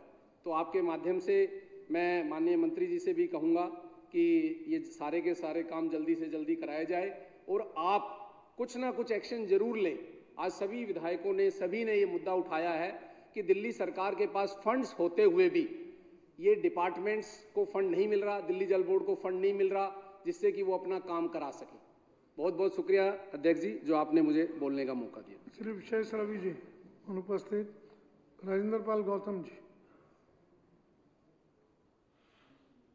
धन्यवाद माननीय अध्यक्ष जी। आपने माननीय मदन लाल जी द्वारा जो आज इतना महत्वपूर्ण विषय उठाया गया है कि दिल्ली सरकार के पीडब्ल्यूडी, दिल्ली जल बोर्ड और हेल्थ डिपार्टमेंट के काम किस तरह फाइनेंस डिपार्टमेंट और दिल्ली सरकार के अधिकारी केंद्र सरकार के कहने में, या ये सीधे कहूँ बीजेपी के कहने में आकर दिल्ली सरकार के काम को रोक रहे हैं, दिल्ली के लोगों को काम को रोक रहे हैं। इस पे जो चर्चा के लिए आपने मुझे मौका दिया, मैं आपका आभार व्यक्त करता हूँ। माननीय अध्यक्ष जी, मैं सिलसिलेवार रखूँगा, क्योंकि किसी भी राज्य के लोग उनकी प्राथमिकता होती है शिक्षा, स्वास्थ्य, बिजली, पानी, सड़क, रोजगार और यातायात। और किसी भी काम, किसी भी सरकार को अगर ठप करना है तो फाइनेंस डिपार्टमेंट का एक प्रिंसिपल सेक्रेटरी काफ़ी है, एक ही काफ़ी है। अगर वो ये तय कर ले कि मुझे सरकार को फेल करना है, तो वो सारे जितने भी फाइनेंस अलग अलग विभाग मांगता है, हर एक में कोई क्वेरी लगा के 3 महीने लटका दे, फिर जैसे ही जवाब आए, क्वेरी रिप्लाई हो, फिर एक और क्वेरी लगा के 3 महीने लटका दे, तो 6 महीने में पूरे स्टेट के अंदर शोर मचना शुरू हो जाता है। तो दिल्ली के सरकार के काम को किस तरह रोका गया, इस पे मैं आपका ध्यान आकर्षित करना चाहता हूँ। दिल्ली की सरकार ने माननीय मुख्यमंत्री जी के नेतृत्व में ऐतिहासिक, पूरे देश में एक ऐतिहासिक काम ऐसा किया जिसकी चर्चा भारत में नहीं पूरे दुनिया में हुई है। क्योंकि उस वक्त दिल्ली जल बोर्ड को मैं देख रहा था, सीवर के अंदर उस वक्त 1 महीने के अंदर लगभग 12 लोगों की जान गई। माननीय मुख्यमंत्री जी के से सलाह करके, उनका समर्थन लेके हमने एक योजना बनाई कि दिल्ली में सीवर सफाई करने के लिए सीवर में लोग ना उतरें, उसको मैकेनाइज तरीके से सीवर को साफ किया जाए। जब चंद्रयान जा सकता है, मंगलयान जा सकता है, तो सीवर में आदमी को उतरने की जरूरत नहीं है। हर साल पूरे देश के शहरों में सैकड़ों लोग सीवर में मारे जाते हैं और ये वैसे भी अमानवीय कृत्य है, इसको रोका जाना चाहिए। और हमने वो योजना बनाई और उसमें 200 मशीनें हम लेकर आए। और उसकी खूबसूरती ये थी कि जो लोग सीवर में उतरते थे अपनी जान गंवाते थे, उनको और उस वर्ग को, अनुसूचित जाति वर्ग के लोगों को ही वो काम दिया गया। और आज हालात यह है कि पिछले 6 महीने से वो जो 200 मशीनों का टेंडर जिन गरीब परिवारों को मिला था, दिल्ली जल बोर्ड पिछले 6 महीने से फाइनेंस डिपार्टमेंट की वजह से और सीओ दिल्ली जल बोर्ड की वजह से उन सीवर साफ करने वाली मशीनों को उनका पैसा नहीं मिल रहा, जिसकी वजह से उन गरीब परिवारों को जो मदद करके हमने डिक्की की मदद से स्कीम बनाई थी, माननीय मुख्यमंत्री जी पूरी तरह इन्वॉल्व हुए थे और इतनी महत्वाकांक्षी योजना थी, उस योजना के तहत मशीनें आई और उनको 5-5 लाख रुपए केवल इन्वेस्ट करना पड़ा, बाकी पूरा बैंक से फाइनेंस करवाया। और जिनकी सीवर में जान गई उनको 100% फाइनेंस करवाया। आज इससे ज़्यादा दुख की क्या बात होगी, 6 महीने से उनकी पेमेंट नहीं हो पाई, जिसकी वजह से वो किस्त नहीं दे पा रहे, उनकी सिविल भी खराब हो रही है। और उन परिवारों को, उन ठेकेदार जो बन गए बेचारे मजदूर, उनको ठेकेदार बना दिया सरकार ने। ये दिल्ली सरकार का कमाल था। पूरे देश में ऐसी कई योजना नहीं है जो दिल्ली ने बनाई। आज आपको ये जान के शायद दुख होगा कि जो केंद्र सरकार की जो योजना थी, जिसमें जो भी नया स्टार्टअप करता उसको 25% की उनको रिबेट देनी थी, पैसा उनको नहीं, उनको मिलना था वापस। इनको भी 9-9 लाख रुपए मिलने थे, लेकिन अगर ये किस्त इनकी नहीं जाती है अगले महीने तक, तो इनको ये 9-9 लाख रुपए जो मिलने थे वो भी नहीं मिल पाएंगे। इस तरीके से दिल्ली के सीवर ब्लॉक हो जाए, क्योंकि ये बार बार शिकायत आती थी कि दिल्ली में सीवेज ब्लॉक हो जाते हैं। ये इसमें 2 कारण थे इस योजना को लाने के। एक तो सीवर की रेगुलर सफाई हो, सीवर की शिकायतें बंद हो जाए, और वो हुई, शिकायतें कम हो गई। ऑन रिकॉर्ड डाटा बताता है कि जब से मशीन आई है तब से सीवर की जो जाम होने की शिकायतें कम हुई हैं, बंद हो गई हैं। और दूसरा, जब से ये आई तब से सीवर में मरने की घटनाओं पे पूरी तरह प्रतिबंध लग गया। एक भी घटना उसके बाद सीवर में डेथ की नहीं हुई है, ये की नहीं हुई है। ये अचीवमेंट दिल्ली ने करके दिखाया है। लेकिन आज वो मशीनें बंद होने के कगार पे, उनके पैसे नहीं दिए जा रहे। दूसरा, माननीय अध्यक्ष जी, हमारी सरकारों ने इतना बड़ा फंड देकर इतने अच्छे सुपर स्पेशलिटी हॉस्पिटल बनाए। उन सुपर स्पेशलिटी हॉस्पिटल के अंदर माननीय मंत्री जी भी आए, सौरभ भारद्वाज जी भी, मैं भी गया, सब लोगों ने बड़ा प्रयास किया। और ताज्जुब की बात है, इन सुपर स्पेशलिटी हॉस्पिटल की गवर्निंग बॉडी के चेयरमैन खुद चीफ सेक्रेटरी हैं, और चीफ सेक्रेटरी महोदय को खुद मंत्री जी ने भी चिट्ठी लिखी कि किस तरह वहाँ सारी जो लैब्स हैं वो बंद हैं, जो मशीनें हैं वो बिल्कुल जंग लग गया है, क्योंकि उनकी एएमसी जो होनी होती है, जो पेमेंट होनी होती है, पेमेंट नहीं हो पाई। फाइनेंस डिपार्टमेंट बार बार क्वेरी लगा रहा है, उनकी पेमेंट हो नहीं पा रही है, एएमसी बंद हो गई, मशीनें बंद हो गई, और इस वजह से पूरे दिल्ली के लोग त्राहिमाम है, पूरे दिल्ली के लोग परेशान है, हॉस्पिटल में धक्के खा रहे हैं। और वो हजारों करोड़ रुपया, मेरे ख्याल सारे हॉस्पिटल का लगाए तो हजारों करोड़ रुपए का जो पैसा लगी हुई मशीनें जंग खा रही हैं। और ये केवल और केवल फाइनेंस डिपार्टमेंट के प्रिंसिपल सेक्रेटरी और चीफ सेक्रेटरी की नकारात्मक शैली की वजह से हो रही है। और एक और बात मैं बता दूं सर, माननीय अध्यक्ष जी, G20 में इन्हीं में से कुछ अधिकार जो जल बोर्ड को देख रहे हैं, वो जो चीफ सेक्रेटरी, वो जो प्रिंसिपल सेक्रेटरी, वो इनमें से कुछ अधिकारियों को G20 में अच्छा काम करने का उनको पुरस्कार दिया गया, अखबार में उनके फोटो छपे हैं। इसका मतलब मैं ये मानता हूँ वो जो हमारे IAS ऑफिसर्स हैं वो नाकाबिल तो नहीं है काबिल, क्योंकि केंद्र सरकार का एजेंडा था तो दौड़ दौड़ के काम किया और G20 में इनाम पा लिया। लेकिन ये दिल्ली सरकार को ठप करने की जिम्मेदारी बीजेपी ने इन IAS ऑफिसर्स को दी है, तो दिल्ली सरकार का काम, यही काबिल अधिकारी ये नाकाबिल कैसे हो गए? इन्होंने पूरी सरकार को ठप कर दिया। आज ही के सवाल से हमें जवाब मिला है, हेल्थ डिपार्टमेंट चलेगा कैसे, ये अस्पताल चलेंगे कैसे? डॉक्टर्स की 1362 वैकेंसी खाली पड़ी है, 1362 डॉक्टर दिल्ली की सरकार में अगर नहीं है, हॉस्पिटल चलेंगे कैसे? नर्स 2825 नर्स की वैकेंसी खाली पड़ी है, फार्मासिस्ट 515 खाली पड़े हैं। लोग दवाई का पर्चा लेने के बाद लाइन में लगे रहते हैं, पूरा दिन में लाइन में लगते हैं, तब जाकर उनको दवाई मिलती है। अगर ये 515 फार्मासिस्ट भर्ती हो जाते तो और ज्यादा काउंटर खुल जाते, लोगों को सुविधा मिलती। और टेक्नीशियन 2055 टेक्नीशियन की भर्ती खाली पड़ी है, भरी नहीं जा रही है। अगर ये भर्ती ये करने का काम किसका है? LG की जिम्मेदारी है, चीफ सेक्रेटरी की जिम्मेदारी है, सेक्रेटरी सर्विसेज की जिम्मेदारी है। इनको तो रिजाइन कर देना चाहिए। LG को खुद अपनी नकारात्मक अपनी इस जिम्मेदारी को स्वीकार करना चाहिए कि LG साहब फेल हैं, चीफ सेक्रेटरी फेल है, फाइनेंस सेक्रेटरी फेल है, और साथ में स्पेशल सेक्रेटरी जो लगाए हुए सर्विसेज के अंदर जो सारे अधिकारियों को भी परेशान कर रहे हैं, और उनकी जिम्मेदारी थी ये भर्ती पूरी करवाने का, उनकी और सेक्रेटरी सर्विसेज का और चीफ सेक्रेटरी का।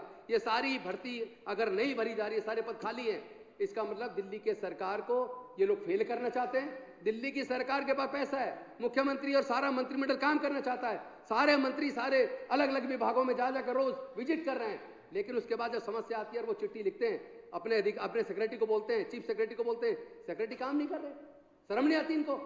ये दिल्ली के जनता के काम को फेल करने के लिए लगाए गए। कंक्लूड करिए। निश्चित तौर पे ऐसे अधिकारियों के खिलाफ सख्त कार्रवाई होनी चाहिए। मजबूरी है कि कार्रवाई होनी चाहिए, बार बार हम कहते हैं, लेकिन कार्रवाई हो नहीं पाती।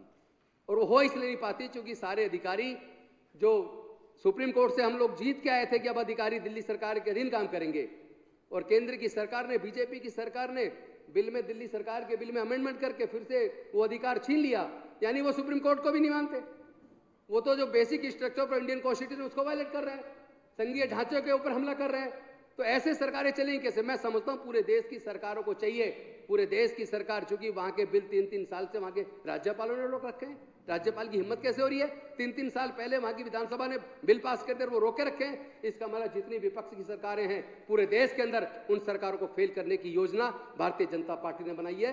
वो सरकार न प्रजातंत्र को मानती है, न देश के संविधान को मानती है, संविधान को बदलने की और खत्म करने की साजिश रची जा रही है। लेकिन मैं कह देना चाहता हूं माननीय अध्यक्ष जी आपके माध्यम से कि बीजेपी जितनी मर्जी कोशिश कर ले, पूरे देश के लोग, जनता देश की उनको जवाब देगी। तानाशाही बहुत हो चुकी, हम इसको बर्दाश्त करने के लिए तैयार नहीं है। इन्होंने दिल्ली के लोगों के नाक में दम कर दिया है। हम लोग खुद, मैं आप एक विधायक होने के नाते कह रहा हूं, हम अपने सारे विधायकों को लेकर, जरूरत पड़ी तो मंत्रियों को लेकर हमें सड़क पर उतरना पड़ेगा तो उतरेंगे। लेकिन ऐसे सरकारें जो सरकार का काम रोक रही, यहां तक कि अब तो माननीय सर्वोच्च न्यायालय ने भी कह दिया कि चीफ सेक्रेटरी का 6 महीने का जो कार्यकाल बढ़ा रहे हैं वो केंद्र सरकार का अधीन है बढ़ाने का, लेकिन उसको दिल्ली सरकार के बात को मानना पड़ेगा। मुख्यमंत्री और सरकार का मंत्रिमंडल के द्वारा जो प्रस्ताव भेजे जाए उसको क्रियान्वित करना पड़ेगा। अगर वो क्रियान्वित नहीं करते हैं, अगर वो अकर्मण्यता है, उनको रिजाइन करना चाहिए, नहीं तो सरकार खुद सुप्रीम कोर्ट में जाके कंटेम्प्ट डाले कि हमने ये योजना बोली थी और इसको चीफ सेक्रेटरी और उनके कुछ अधिकारी, चूंकि सारे अधिकारी नहीं है, सारे अधिकारी काम करते हैं, केवल चंद 4-5 अधिकारी जो दिल्ली की सरकार को फेल कर रहे हैं, ऐसे अधिकारियों को घेरने की जरूरत है। देखेंगे घर से कैसे निकलेंगे। मैं कहना चाहता हूं माननीय अध्यक्ष जी, या तो वो अधिकारी जो संविधान के द्वारा उनको जिम्मेदारी दी गई है, या तो अपनी जिम्मेदारी को निभाएं। अगर नहीं निभाएंगे तो दिल्ली की सरकार के अंदर जितने हमारे एमएलए हैं और जितने दिल्ली की जनता, उनको सबको लेके हम उन लोग का भी घेराव करेंगे। आपने मुझे बोलने का मौका दिया, बहुत बहुत धन्यवाद, शुक्रिया। जय हिंद, जय भीम। माननीय मंत्री महोदय अतिशी जी।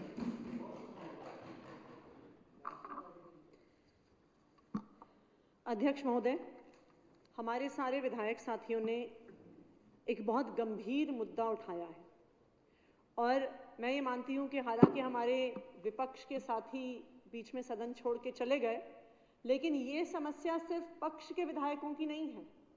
जो ये समस्या आज दिल्ली जल बोर्ड में, पीडब्ल्यूडी में छोटे छोटे काम करवाने में आ रही है, ये पक्ष के विधायकों को भी आ रही है, विपक्ष के विधायकों को भी आ रही है। दिल्ली की जनता ने हम लोगों को चुन के भेजा है।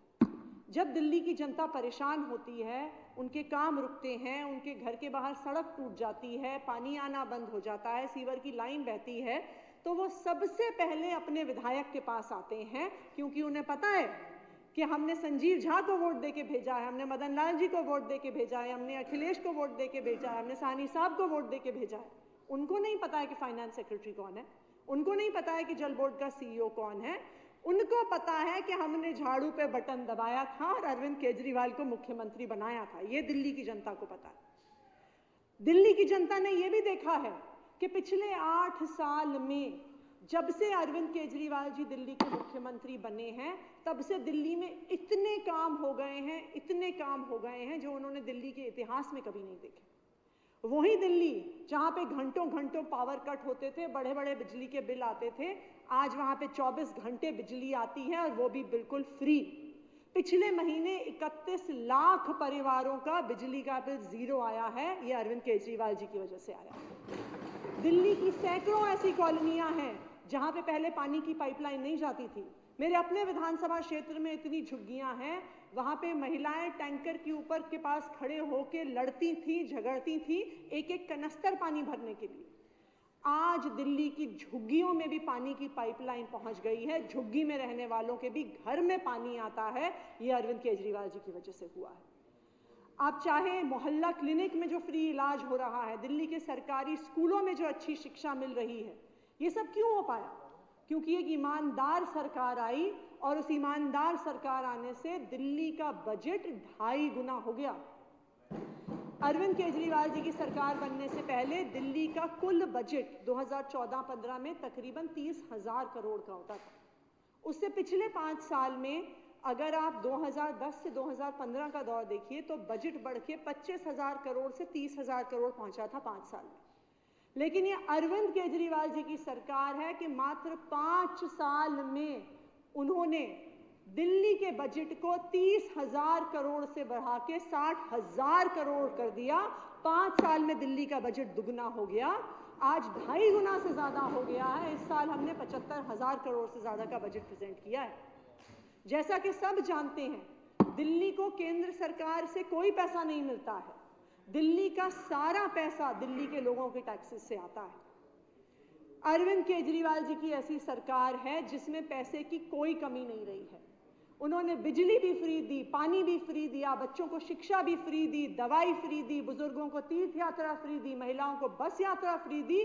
फिर भी दिल्ली एक ऐसी सरकार है, देश में एकमात्र ऐसी सरकार है जिसका बजट मुनाफे में चलता है, घाटे में नहीं चलता। क्यों? क्योंकि एक ईमानदार सरकार है। आज भी दिल्ली की विधानसभा ने, जो सारे लोग हम यहाँ पे बैठे हैं, दिल्ली के हर एक विभाग को बजट में पैसा दिया। आज भी दिल्ली में बजट की कमी नहीं है। सिर्फ एक चीज की कमी है कि फाइनेंस डिपार्टमेंट आज किसी भी विभाग का पैसा पास करने को तैयार ही नहीं है। खजाने में पैसा है, विधानसभा ने पैसा सैंक्शन कर दिया, कैबिनेट पैसा देने को तैयार है, मंत्री बोल रहे हैं कि पैसा पास करो, लेकिन फिर भी विभाग को पैसा नहीं दिया जा रहा, जिसकी वजह से जनता परेशान हो रही है। आप अगर दिल्ली जल बोर्ड का मामला देखने जाइए तो जो बजट इस हाउस में पास हुआ था, जो B23-24 था, उसमें दिल्ली जल बोर्ड को 4,839 करोड़ का बजट दिया गया। इसकी पहली इंस्टॉलमेंट 1598 करोड़ की दिल्ली जल बोर्ड को मई में रिलीज हो गई। जैसे इंस्टॉलमेंट रिलीज हुई, पिछले साल के कुछ खर्चे थे दिल्ली जल बोर्ड के जो उन्होंने बिलों को बकाया किया। उसके बाद कई अलग अलग इलाकों के प्रोजेक्ट्स थे, वाटर ट्रीटमेंट प्लांट बनने के, सीवेज ट्रीटमेंट प्लांट बनने के, उन प्रोजेक्ट्स को सैंक्शन किया। जब वो पैसा समाप्त हो गया तो दिल्ली जल बोर्ड ने अगस्त के महीने में जो पैसा दिल्ली की विधानसभा उनको दे चुकी है, उसके सेकेंड इंस्टॉलमेंट के रिलीज के लिए अगस्त के अंत में डिमांड रेज करी और 12 सितंबर को उसे यूडी डिपार्टमेंट को भेज दिया, क्योंकि यूडी डिपार्टमेंट उनका एडमिनिस्ट्रेटिव डिपार्टमेंट है, वहां से फाइल फाइनेंस डिपार्टमेंट को जाती है। 12 सितंबर को दिल्ली जल बोर्ड ने अपनी सेकेंड इंस्टॉलमेंट जो 2031 करोड़ की थी, उसकी डिमांड यूडी डिपार्टमेंट के माध्यम से फाइनेंस डिपार्टमेंट को भेज दी।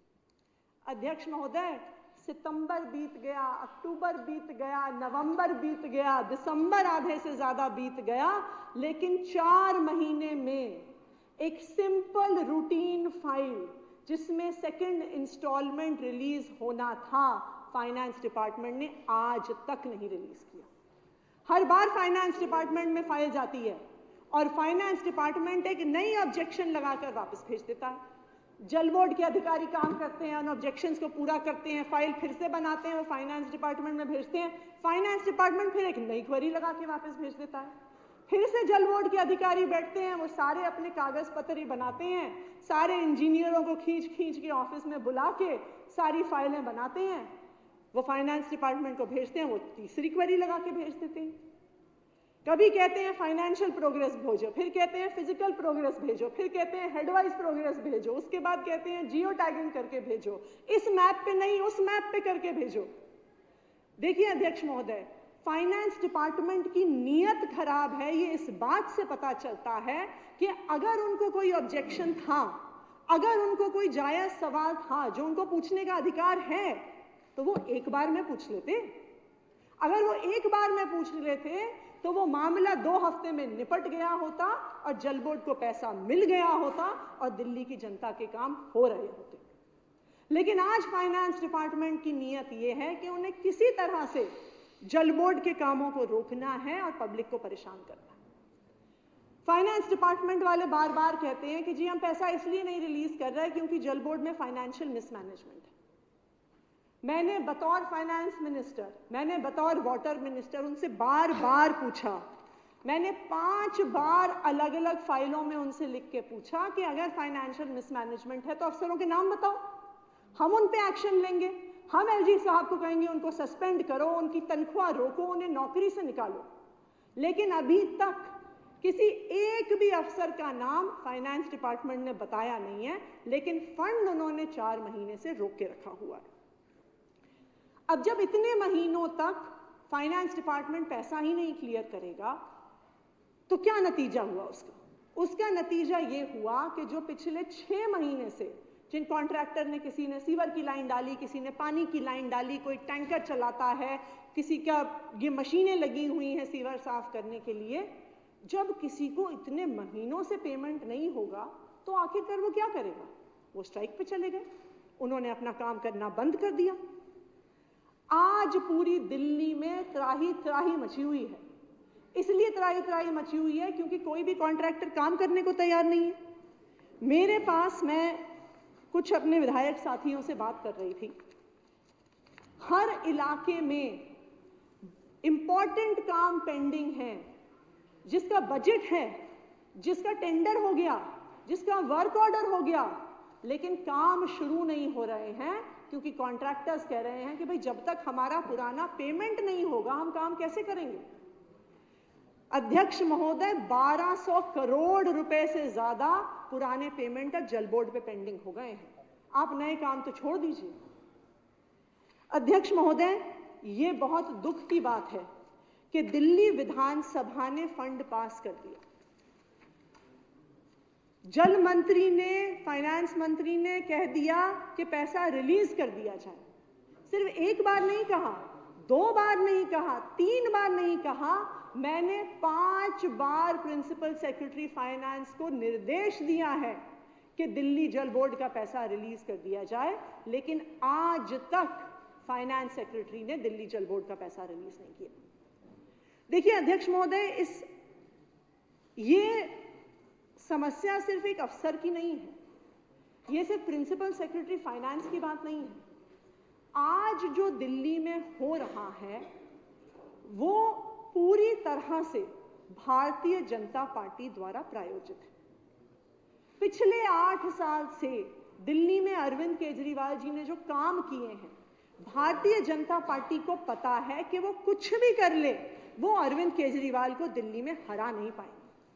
वो बार बार चुनाव लड़ते हैं, वो 2015 में हार गए, वो 2020 में हार गए, एमसीडी का चुनाव था जहां पे वो 15 साल से उनकी सरकार चल रही थी, वहां पे हार गए। तो इसलिए अब वो अफसरों का इस्तेमाल करके दिल्ली की चुनी हुई सरकार का काम रोकने की कोशिश कर रहे हैं। अध्यक्ष महोदय, मैं आपको बताऊंगी कि ये अफसर भी इतने खराब नहीं है, ये खुद डरे हुए हैं। ये आके हमें कहते हैं, बंद कमरे में आके अलग अलग आके कहते हैं कि जी अगर हमें धमकाया जाता है कि अगर हमने चुनी हुई सरकार का काम कर दिया तो हमें सस्पेंड कर दिया जाएगा, हमारे खिलाफ विजिलेंस इंक्वायरी कर दी जाएगी, उनके खिलाफ सीबीआई इंक्वायरी कर दी जाएगी। वो आके हमें कहते हैं कि हम काम करना चाहते हैं, लेकिन हमें बार बार डराया जाता है, बार बार धमकाया जाता है कि अगर अरविंद केजरीवाल सरकार के साथ काम किया तो तुम्हें बहुत बुरा हश्र झेलना पड़ेगा। तो अध्यक्ष महोदय, जो हम आज दिल्ली में देख रहे हैं वो भारतीय जनता पार्टी की दिल्ली वालों के प्रति नफरत देख रहे हैं। हम भारतीय जनता पार्टी को पता है कि वो कितनी भी कोशिश कर ले, वो यहाँ पे दिल्ली में आम आदमी पार्टी को हरा नहीं पा रही है, अरविंद केजरीवाल को हरा नहीं पा रही है। इसलिए उन्होंने अरविंद केजरीवाल के खिलाफ इस अफसरशाही को खड़ा कर दिया है, इस ब्यूरोक्रेसी को वेपनाइज कर दिया है। लेकिन मैं अध्यक्ष महोदय आपके माध्यम से भारतीय जनता पार्टी की केंद्र सरकार को ये बताना चाहती हूँ कि वो चाहे जितनी कोशिश कर ले, वो चाहे जितने काम रोकने की कोशिश कर ले, दिल्ली की जनता अरविंद केजरीवाल से प्यार करती है और अगली बार भी जब चुनाव होगा तो दिल्ली की जनता अरविंद केजरीवाल को ही चुन के भेजेगी। और जो ये सारे काम वो कर रहे हैं, अभी तो 8 सीटें इस विधानसभा में भारतीय जनता पार्टी के पास हैं, वो जितना अरविंद केजरीवाल को दिल्ली के लोगों को परेशान कर रहे हैं, जब 2025 में चुनाव होगा तो ये 8 सीटें भी भारतीय जनता पार्टी के पास नहीं बचेंगी। 70 में से 70 सीटें दिल्ली की जनता अरविंद केजरीवाल को देगी। धन्यवाद। अल्पकालिक चर्चा नियम 55 के अंतर्गत श्री राजेश गुप्ता जी अस्पतालों को भुगतान न होने के कारण फरिश्ता योजना बंद होने के कगार पर के संबंध में चर्चा प्रारंभ करेंगे। धन्यवाद अध्यक्ष जी। अध्यक्ष जी, जैसे आप सुन ही रहे हैं और आप खुद भी जानते हैं, आपके अपने विधानसभा को लेकर या दिल्ली विधान बार बार ये कोशिश कर रहे हैं कि जितने भी अच्छे काम दिल्ली सरकार के अंदर हो रहे हैं उनको रोक दिया जाए। विपक्ष के साथी यहां पे नहीं है, लेकिन क्योंकि ये बार बार बात करते हैं पूजा की, पाठ की, कहते हैं कि हिंदू धर्म के अंदर 84 लाख योनियां होती हैं।